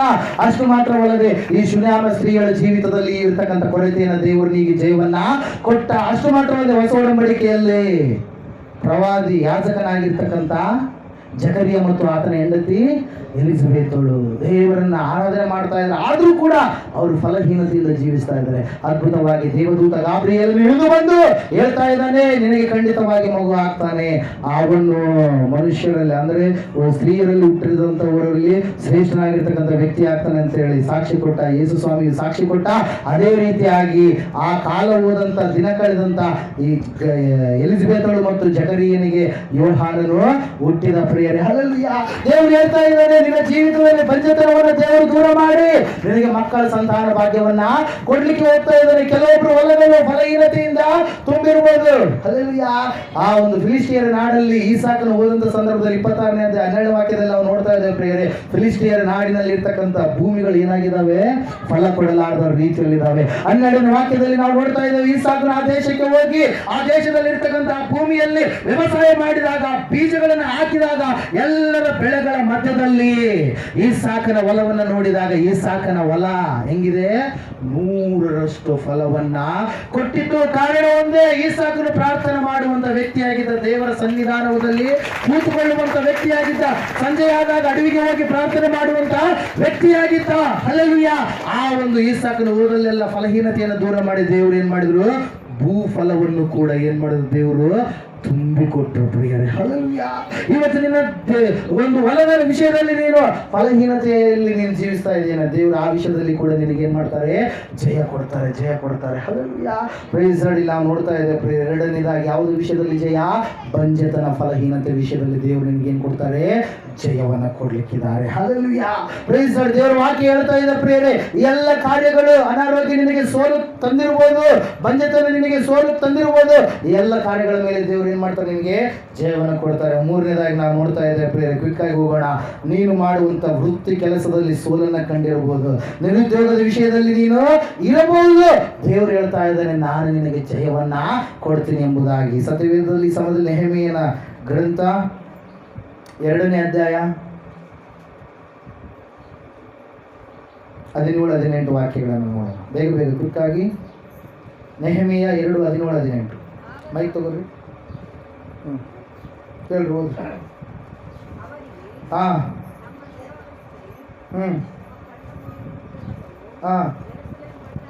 ಯೆರೂಸಲೇಮ್ ಪಟ್ಟಣವು ಹಾಳು ಬಿದ್ದಿದೆ, ಅದರ ಬಾಗಿಲುಗಳು ಬೆಂಕಿಯಿಂದ ಸುಡಲ್ಪಟ್ಟಿವೆ. ಬನ್ನಿರಿ, ಯೆರೂಸಲೇಮಿಗೆ ಗೋಡೆಯನ್ನ ಕಟ್ಟೋಣ. ಹೀಗೆ ಮಾಡಿದರೆ ನಮ್ಮ ಮೇಲಣ ಕಂಟಿನ್ಯೂ ನಿಂದೆ ಹೋಗುವುದು ಎಂದು ಹೇಳಿದನು. ಅಲ್ಲೊಂದು ಕಾರ್ಯ ಆಗ್ತಾ ಇದೆ ಪ್ರಿಯ. ಅರ್ಥಶಾಸ್ತ್ರ ರಾಜನ ಒಂದು ಆಸ್ಥಾನದಲ್ಲಿ ಪಾನದಾಯಕನಾಗಿ ಕೆಲಸ ಮಾಡ್ತಾ ಇದ್ದಾನೆ. ಯಾರು? ನೆಹೆಮೀಯ. ಹೆಸರೇನಂತಂದು ನೆಹೆಮೀಯ. ಈ ನೆಹೆಮೀಯ ಕೆಲಸ ಮಾಡ್ತಾ ಇರ್ಬೇಕಾದ್ರೆ 1ನೇ ಅಧ್ಯಾಯದಲ್ಲಿ ನಾವು ನೋಡ್ತಾ ಇದ್ದೇವೆ, ಆ ಯೆರೂಸಲೇಮಿನಿಂದ ಬಂದಿರತಕ್ಕಂಥ ಜನರು ಏನ್ ಮಾಡ್ತಾ ಇದ್ದಾರೆ ಪ್ರಿಯರೇ, ವಿಷಯವನ್ನು ತಿಳಿಸ್ತಾ ಇದ್ದಾರೆ. ಯೆರೂಸಲೇಮಿನ ಪೌಳಿ ಗೋಡೆಗಳು ಕೆಳಗಡೆ ಬಿದ್ದಿದ್ದಾವೆ, ಯೆರೂಸಲೇಮಿಗೆ ಇರುವಂತಹ ಬಾಗಿಲುಗಳು ಜನರು ಏನ್ ಮಾಡಿದ್ರೆ, ಶತ್ರುಗಳು ಸುಟ್ಟಾಕಿದ್ದಾರೆ ಅಂತೇಳಿ. ಯಾವಾಗ ಆ ವಿಷಯವನ್ನು ಕೇಳಿದ್ರು, ಮೊಣಕಾಲೂರಿ ಪ್ರಾರ್ಥನೆ ಮಾಡುವುದಕ್ಕೆ ಪ್ರಾರಂಭ ಮಾಡಿದ ನೆಹೆಮೀಯ. ದೇವರೇ, ನೀನು ಆರಿಸಿಕೊಂಡಿರ್ತಕ್ಕಂಥ ದೇಶ, ನೀನು ಇಳಿದು ಬಂದಿರತಕ್ಕಂಥ ದೇಶ, ಭೂಮಧ್ಯಪುರ ಆ ರೀತಿಯಾಗಿ ಆಗಬಾರ್ದು ಅಂತೇಳಿ ಪ್ರಾರ್ಥನೆ ಮಾಡಿ ದೇವರ ಸಹಾಯವನ್ನ ಕೇಳಿ ಏನ್ ಮಾಡ್ತಾನ್ರಿ, ಆ ಒಂದು ಅರಸನ ಬಳಿ ಭಿನ್ನಹವನ್ನ ಮಾಡ್ಲಿಕ್ಕೆ ಹೋಗ್ತೇನೆ. ದೇವರೇ, ನೀನು ಅರಸನ ಮನಸ್ಸನ್ನ ಮಾರ್ಪಡಿಸ ಅಂತೇಳಿ 1ನೇ ಅಧ್ಯಾಯದಲ್ಲಿ ಏನ್ ಮಾಡ್ತಾನ್ರಿ, ಪ್ರಾರ್ಥನೆ ಮಾಡ್ತಾನೆ ಪ್ರಿಯರೇ. ಹಲ್ಲೆಲೂಯಾ. ಆ ಭಕ್ತರು ಮಾಡಿದಂತ ಪ್ರಾರ್ಥನೆ ಒಳ್ಳೆಯ ಪ್ರಾರ್ಥನೆ ಪ್ರಿಯರೇ. ಹಲ್ಲೆಲೂಯಾ. ಪ್ರಾರ್ಥನೆ ಜೀವಿತ ನಮಗೆ ಇರಬೇಕು. ಆ ಪ್ರಾರ್ಥನೆ ಮಾಡಿದ ತಕ್ಷಣ ರಾಜನ ಹತ್ರ ಹೋಗ್ತಾನೆ. ಅರ್ಥಶಾಸ್ತ್ರ ರಾಜ ಕೂತ್ಕೊಂಡಿರ್ತಾನೆ ಸಿಂಹಾಸನದ ಮೇಲೆ. ಪಾನವನ್ನ ಕೊಡುವವನು ಅಂದ್ರೆ ಕೂಲ್ ಡ್ರಿಂಕ್ಸ್ ಅಂತ ಹೇಳ್ತಾರೆ. ಹಲ್ಲೆಲೂಯಾ. ನಮ್ಮ ಭಾಷೆಯಲ್ಲಿ ಹಲ್ಲೆಲೂಯಾ ಸರ್ವತ್ತು, ಹಲ್ಲೆಲೂಯಾ, ದ್ರಾಕ್ಷಾರಸ, ಹಲ್ಲೆಲೂಯಾ, ಸರ್ವತ್ತು ಕೊಡಲಿಕ್ಕೆ ಹೋದಂತ ಸಂದರ್ಭದಲ್ಲಿ ಮುಖ ಎಲ್ಲ ಏನು ಕಾಣಿಸ್ತಾ ಇದೆ, ಸಪ್ಪಗೆ ಕಾಣಿಸ್ತಾ ಇದೆ. ಮುಂಚೆ ಕೆಲಸ ಮಾಡುವಾಗ ಉರುಪಿತ್ತು, ಸಂತೋಷ ಇತ್ತು, ಒಳ್ಳೆ ರೀತಿಯಲ್ಲಿ ಮುಖ ಕಾಣಿಸ್ತಾ ಇತ್ತು. ಆದ್ರೆ ಈಗ ಅಸಮಾಧಾನದಲ್ಲಿದೆ. ಆತ ಅರಸ ಏನ್ ಮಾಡ್ಬಿಟ್ಟ, ಕಂಡಿಡ್ದು ಹೇಳ್ತಾ ಇದ್ದಾನೆ, ಯಾಕೆ ನಿನ್ನ ಮುಖ ಸಪ್ಪಗಿದೆ? ಅವಾಗ ಈತ ಹೇಳ್ತಾ ಇದ್ದಾನೆ, ಹಿಂಗಿಂಗರಿ, ನನ್ನ ದೇಶದಲ್ಲಿ ಈ ತರವಾಗಿ ನನ್ನ ದೇಶದ ಪೌಳಿ ಗೋಡೆಗಳು ಬಿದ್ದು ಹೋಗಿದ್ದಾವೆ, ಬಾಗಿಲುಗಳು ಸುಟ್ಟು ಹೋಗಿದ್ದಾವೆ, ಅದಕ್ಕಾಗಿ ನನಗೆ ವ್ಯಥೆಯಾಗಿದೆ. ನಾನು ಹೋಗಿ ಅವುಗಳನ್ನ ಸರಿ ಮಾಡಿ ಬರಬೇಕು, ನಿಮ್ಮ ಸಹಾಯ ಬೇಕು ಅಂತ ಹೇಳಿ ಕೇಳಿದಾಗ ಅರ್ಥಶಾಸ್ತ್ರ ರಾಜ ಕೆಲವೊಬ್ರು ಸೈನಿಕರನ್ನ ಕಳಿಸ್ತಾನೆ. ಬೇಕಾಗಿರ್ತಕ್ಕಂಥ ಬೆಳ್ಳಿ ಬಂಗಾರ ಎಲ್ಲವುಗಳನ್ನ ಒದಗಿಸಿಕೊಟ್ಟು ಹೋಗಿ ನೀನು ಆ ಕೆಲಸವನ್ನ ಮಾಡಿ ಬಾ ಎಂಬುದಾಗಿ ಕಳಿಸ್ತಾನೆ. ಕೆಲಸ ಮಾಡೋದಕ್ಕೆ ಕೈ ಹಾಕಬೇಕಾದ್ರೆ ಅನೇಕ ಸಮಸ್ಯೆಗಳಲ್ಲಿ ಎದುರುವಾದವು.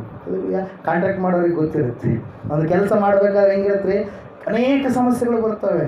ಆ ಒಂದು ರೋಡ್ ಕಾಂಟ್ರಾಕ್ಟರ್ ಆಗಿರ್ಬೋದು, ಮನೆ ಕಾಂಟ್ರಾಕ್ಟರ್ ಇದು ಬಿಲ್ಡಿಂಗ್, ಗೌರ್ಮೆಂಟ್ ಬಿಲ್ಡಿಂಗ್ಗಳ ಕಾಂಟ್ರಾಕ್ಟರ್ ಆಗಿರ್ಬೋದು, ಇನ್ನೊಂದು ಕಾಂಟ್ರಾಕ್ಟರ್ ಆಗಿರ್ಬೋದು, ಅನೇಕರು ಸುಮ್ಮನೆ ಏನು ಮಾಡ್ತಾರೆ, ಖ್ಯಾತಿ ತೆಗಿತಾರೆ, ಸುಮ್ಮನೆ ಸಮಸ್ಯೆಯನ್ನ ಒಡ್ಡುತ್ತಾರೆ ಪ್ರಿಯರೇ. ಅದರಂಗೆ ಈತನಿಗೂ ಕೂಡ ಸಮಸ್ಯೆಗಳು ಬಂದು ಕೆಲವು ವ್ಯಕ್ತಿಗಳು ಸಮಸ್ಯೆ ಮಾಡಿದ್ರು, ಆದರೆ ನೆಹೆಮೀಯನು ಏನು ಮಾಡಲಿಲ್ಲ, ಕುಂದು ಬೀಳಲಿಲ್ಲ. ದೇವರೇ, ನಾನು ಈ ಕೆಲಸಕ್ಕೆ ಕೈ ಹಾಕ್ತಾ ಇದ್ದೇನೆ, ಈ ಕೆಲಸವನ್ನು ನೀನು ಸಫಲಪಡಿಸಬೇಕು. ಹಲ್ಲೆಲೂಯಾ. ನನ್ನ ವೃತ್ತಿ ಅದಾಗಿತ್ತು, ಆದರೆ ಈಗಿನಿಂದ ನನ್ನ ಈ ಒಂದು ಕೆಲಸವನ್ನು ನಾನು ಬದಲಾಯಿಸಿದ್ದೇನೆ. ಈ ಪೌಳಿ ಗೋಡೆಯನ್ನು ಕಟ್ಟುವವರೆಗೆ ನಿನ್ನ ಸಹಾಯ ನನಗೆ ಬೇಕು ಎಂಬುದಾಗಿ ಪ್ರಾರ್ಥನೆ ಮಾಡಿದ ಪ್ರಿಯರೇ, ದೇವರು ಎಲ್ಲವುಗಳನ್ನು ಒದಗಿಸಿಕೊಟ್ಟ. ರಾತ್ರೋರಾತ್ರಿ ಪಶು ವಾಹನವನ್ನು ತೆಗೆದುಕೊಂಡು ಹೋಗಿ ಹಗಲಿನಲ್ಲಾದ್ರೂ ಯಾರಾದ್ರೂ ಏನಾದರೂ ಅನ್ಕೊಳ್ತಾರೆ, ಯಾರಾದ್ರೂ ಶತ್ರುಗಳು ಇದು ಮಾಡ್ತಾರೆ ಅಂತೇಳಿ ರಾತ್ರಿ ಹೋಗಿ ಎಲ್ಲವುಗಳನ್ನು ಎಲ್ಲೆಲ್ಲಿ ಏನೇನಾಗಿದೆ ಅಂತೇಳಿ ನೋಡಿ ಬೆಳಗ್ಗೆ ಬಂದು ಎಲ್ಲ ಇಸ್ರಾಯೇಲರನ್ನ ಕರೆದು ಏನ್ ಮಾಡ್ತಾ ಇದ್ದಾನೆ ಹೇಳ್ತಾ ಇದ್ದಾನೆ, ನಾವು ನಿಂದೆಗೆ ಗುರಿ ಆಗಿದ್ದೇವೆ, ನಮ್ಮ ಪೌಳಿ ಗೋಡೆಗಳು ಕೆಳಗೆ ಬಿದ್ದಿದ್ದಾವೆ, ನಮ್ಮ ಬಾಗಿಲುಗಳು ಕೆಡವಲ್ಪಟ್ಟಿದ್ದಾವೆ, ನಾವು ನಿಂದೆಗೆ ಗುರಿಯಾಗಿದ್ದೇವೆ. ಇವತ್ತಿನಿಂದ ಈ ಕೆಲಸವನ್ನು ನಾವು ಪ್ರಾರಂಭ ಮಾಡೋಣ, ದೇವರು ನಮ್ಮ ಸಂಗಡ ಇರ್ತಾನೆ, ನಡೆಸಿಕೊಡ್ತಾನೆ ಅಂತೇಳಿ ಆ ಕೆಲಸಕ್ಕೆ ಅವ್ರು ಏನ್ ಮಾಡಿದ್ರು, ಕೈ ಹಾಕಿದ್ರು. ಆಲಯವನ್ನು ಕೆಟ್ಟುವಂತ ಕೆಲಸಕ್ಕೆ ಅವ್ರು ಏನ್ ಮಾಡಿದ್ರು, ಕೈ ಹಾಕಿದ್ರು ಪ್ರಿಯರೇ. ಹಲ್ಲೆಲೂಯಾ. ದೇವರ ವಾಕ್ಯ ಹೇಳ್ತಾ ಇದೆ, ಅವರು ಕೈ ಹಾಕಿದಾಗ ಅನೇಕ ಸಮಸ್ಯೆಗಳೇ ಎದುರುಗೊಂಡು ಊರಲ್ಲಿ ಯಹೂದಿಗಳೇ, ಶ್ರೀಮಂತ ಯಹೂದಿಗಳೇ ಕೆಲವು ಜನರು ಏನ್ ಮಾಡಿದ್ರು, ಅಡ್ಡಿಪಡಿಸಿದ್ರು ಪ್ರಿಯರೇ. ಹಲ್ಲೆಲೂಯಾ. ಸನ್ಬಲ್ಲಟನು ಎನ್ನುವಂತ ವ್ಯಕ್ತಿ ಅಡ್ಡಿಪಡಿಸ್ತಾನೆ. ಹಲ್ಲೆಲೂಯಾ. ಅಬಿಟೋಮನ್ ಎನ್ನುವಂತ ವ್ಯಕ್ತಿ ಅಡ್ಡಿಪಡಿಸ್ತಾನೆ.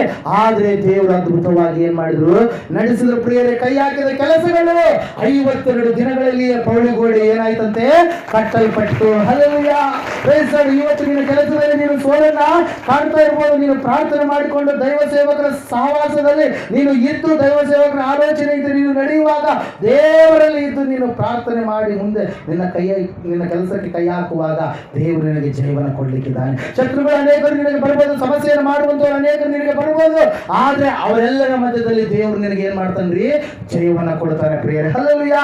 ಈ ನೆಹೆಮೀಯನು ಕೈ ಹಾಕಿದ ಆ ಕೆಲಸವನ್ನ ದೇವರು ಏನ್ ಮಾಡಿದ್ರಿ, ಸಫಲ ಮಾಡಿದ್ರು ಪ್ರಿಯರೇ. 6ನೇ ಅಧ್ಯಾಯ 15ನೇ ವಾಕ್ಯದಲ್ಲಿ ನಾವು ನೋಡ್ತಾ ಇದ್ದೇವೆ, 52 ದಿನದಲ್ಲಿ 52 ದಿನಗಳಲ್ಲಿ ಏನಾಯ್ತಂದ್ರೆ ಆ ಗೋಡೆ ಕಟ್ಟುವಂತ ಕೆಲಸ ಎಲ್ಲ ಪೂರ್ಣ ಆಯಿತು. ಅವಾಗ ಅವರೆಲ್ಲರೂ ಏನ್ ಮಾಡ್ತಾ ಇದಾರೆ, ಆಲಯಕ್ಕೆ ಬಂದು ಹೇಳ್ತಾ ಇದಾರೆ, ಆಲಯದಲ್ಲಿ ಹೇಳ್ತಾ ಇದಾರೆ 10ನೇ ಅಧ್ಯಾಯ 39ನೇ ವಾಕ್ಯದಲ್ಲಿ, ದೇವರೇ, ಇನ್ನು ಮುಂದೆ ನಾವು ನಿನ್ನ ಆಲಯವನ್ನ ಅಲಕ್ಷ್ಯ ಮಾಡುವುದಿಲ್ಲ. ಯಾವುದನ್ನ ಅಲಕ್ಷ್ಯ ಮಾಡೋದಿಲ್ಲ, ದೇವರ ಆಲಯ. Praise lord. ದೇವರ ಆಲಯ ನಾವು ಕೂಡ ಆಗಿದ್ದೇವೆ, ಅದೇ ರೀತಿಯಾಗಿ ಸ್ಥಳವು ಕೂಡ ಆಗಿದೆ ಪ್ರಿಯರೇ. ಹಲ್ಲೆಲೂಯಾ. Praise lord. ದೇವರ ಆಲಯವನ್ನು ಅಲಕ್ಷ್ಯ ಮಾಡಲಾರದ ಹಾಗೆ ನಾವು ಜೀವಿಸಬೇಕು. ಇಷ್ಟು ದಿನ ದೇವರ ಆಲಯವನ್ನು ಅಲಕ್ಷ್ಯ ಮಾಡಿರ್ತಕ್ಕಂಥ ಇವರು ಭ್ರಷ್ಟಕ್ಕೆ ಗುರಿಯಾಗಿದ್ದಾರೆ, ಶತ್ರುಗಳ ನಿಂದೆಗೆ ಗುರಿಯಾಗಿದ್ದಾರೆ. ಆದ್ರೆ ವಾಕ್ಯ ಹೇಳ್ತಾ ಇದೆ, ದೇವರೇ ಈ ಕೈ ಹಾಕಿದ ಕೆಲಸವನ್ನು ಸಫಲಪಡಿಸು ಎಂಬುದಾಗಿ ಹೇಳಿದಾಗ ಅವರು ಕೈ ಹಾಕಿದ ಕೆಲಸವನ್ನು ದೇವರು ಏನ್ ಮಾಡಿದ್ರಿ, ಸಫಲಪಡಿಸುವಂತೆ ಮಾಡಿ 12ನೇ ಅಧ್ಯಾಯ 21ನೇ ವಾಕ್ಯದಲ್ಲಿ ನಾವು ನೋಡ್ತಾ ಇದ್ದೇವೆ, ಪ್ರತಿಷ್ಠೆಯನ್ನ ಕೂಡ ಮಾಡಿದ್ರು. Opening ceremony. ಹಲ್ಲೆಲೂಯಾ. ದೇವರಿಗೆ ಆಲಯವನ್ನ, ಒಂದು ಗೋಡೆಗಳನ್ನ ಏನ್ ಮಾಡಿದ್ರಿ, ಪ್ರತಿಷ್ಠೆ ಮಾಡಿದ್ರು ಪ್ರಿಯರೇ. ಹಲ್ಲೆಲೂಯಾ. Praise Lord. ಇವತ್ತಿನ ದಿನಗಳಲ್ಲಿ ನೀ ಕೈ ಹಾಕಿದ ಕೆಲಸಗಳಲ್ಲಿ ಬರೀ ನೀನು ಸೋಲನ್ನ ಕಾಣ್ತಾ ಇದೀಯೇನೋ, ನಿನ್ನ ವೃತ್ತಿ ಕೆಲಸದಲ್ಲಿ ಬರೀ ಅವರು ಇವರು ನಿನಗೆ ಅಡ್ಡಿಗಳಾಗಿದ್ದಾರೇನೋ ಪ್ರಿಯರೇ.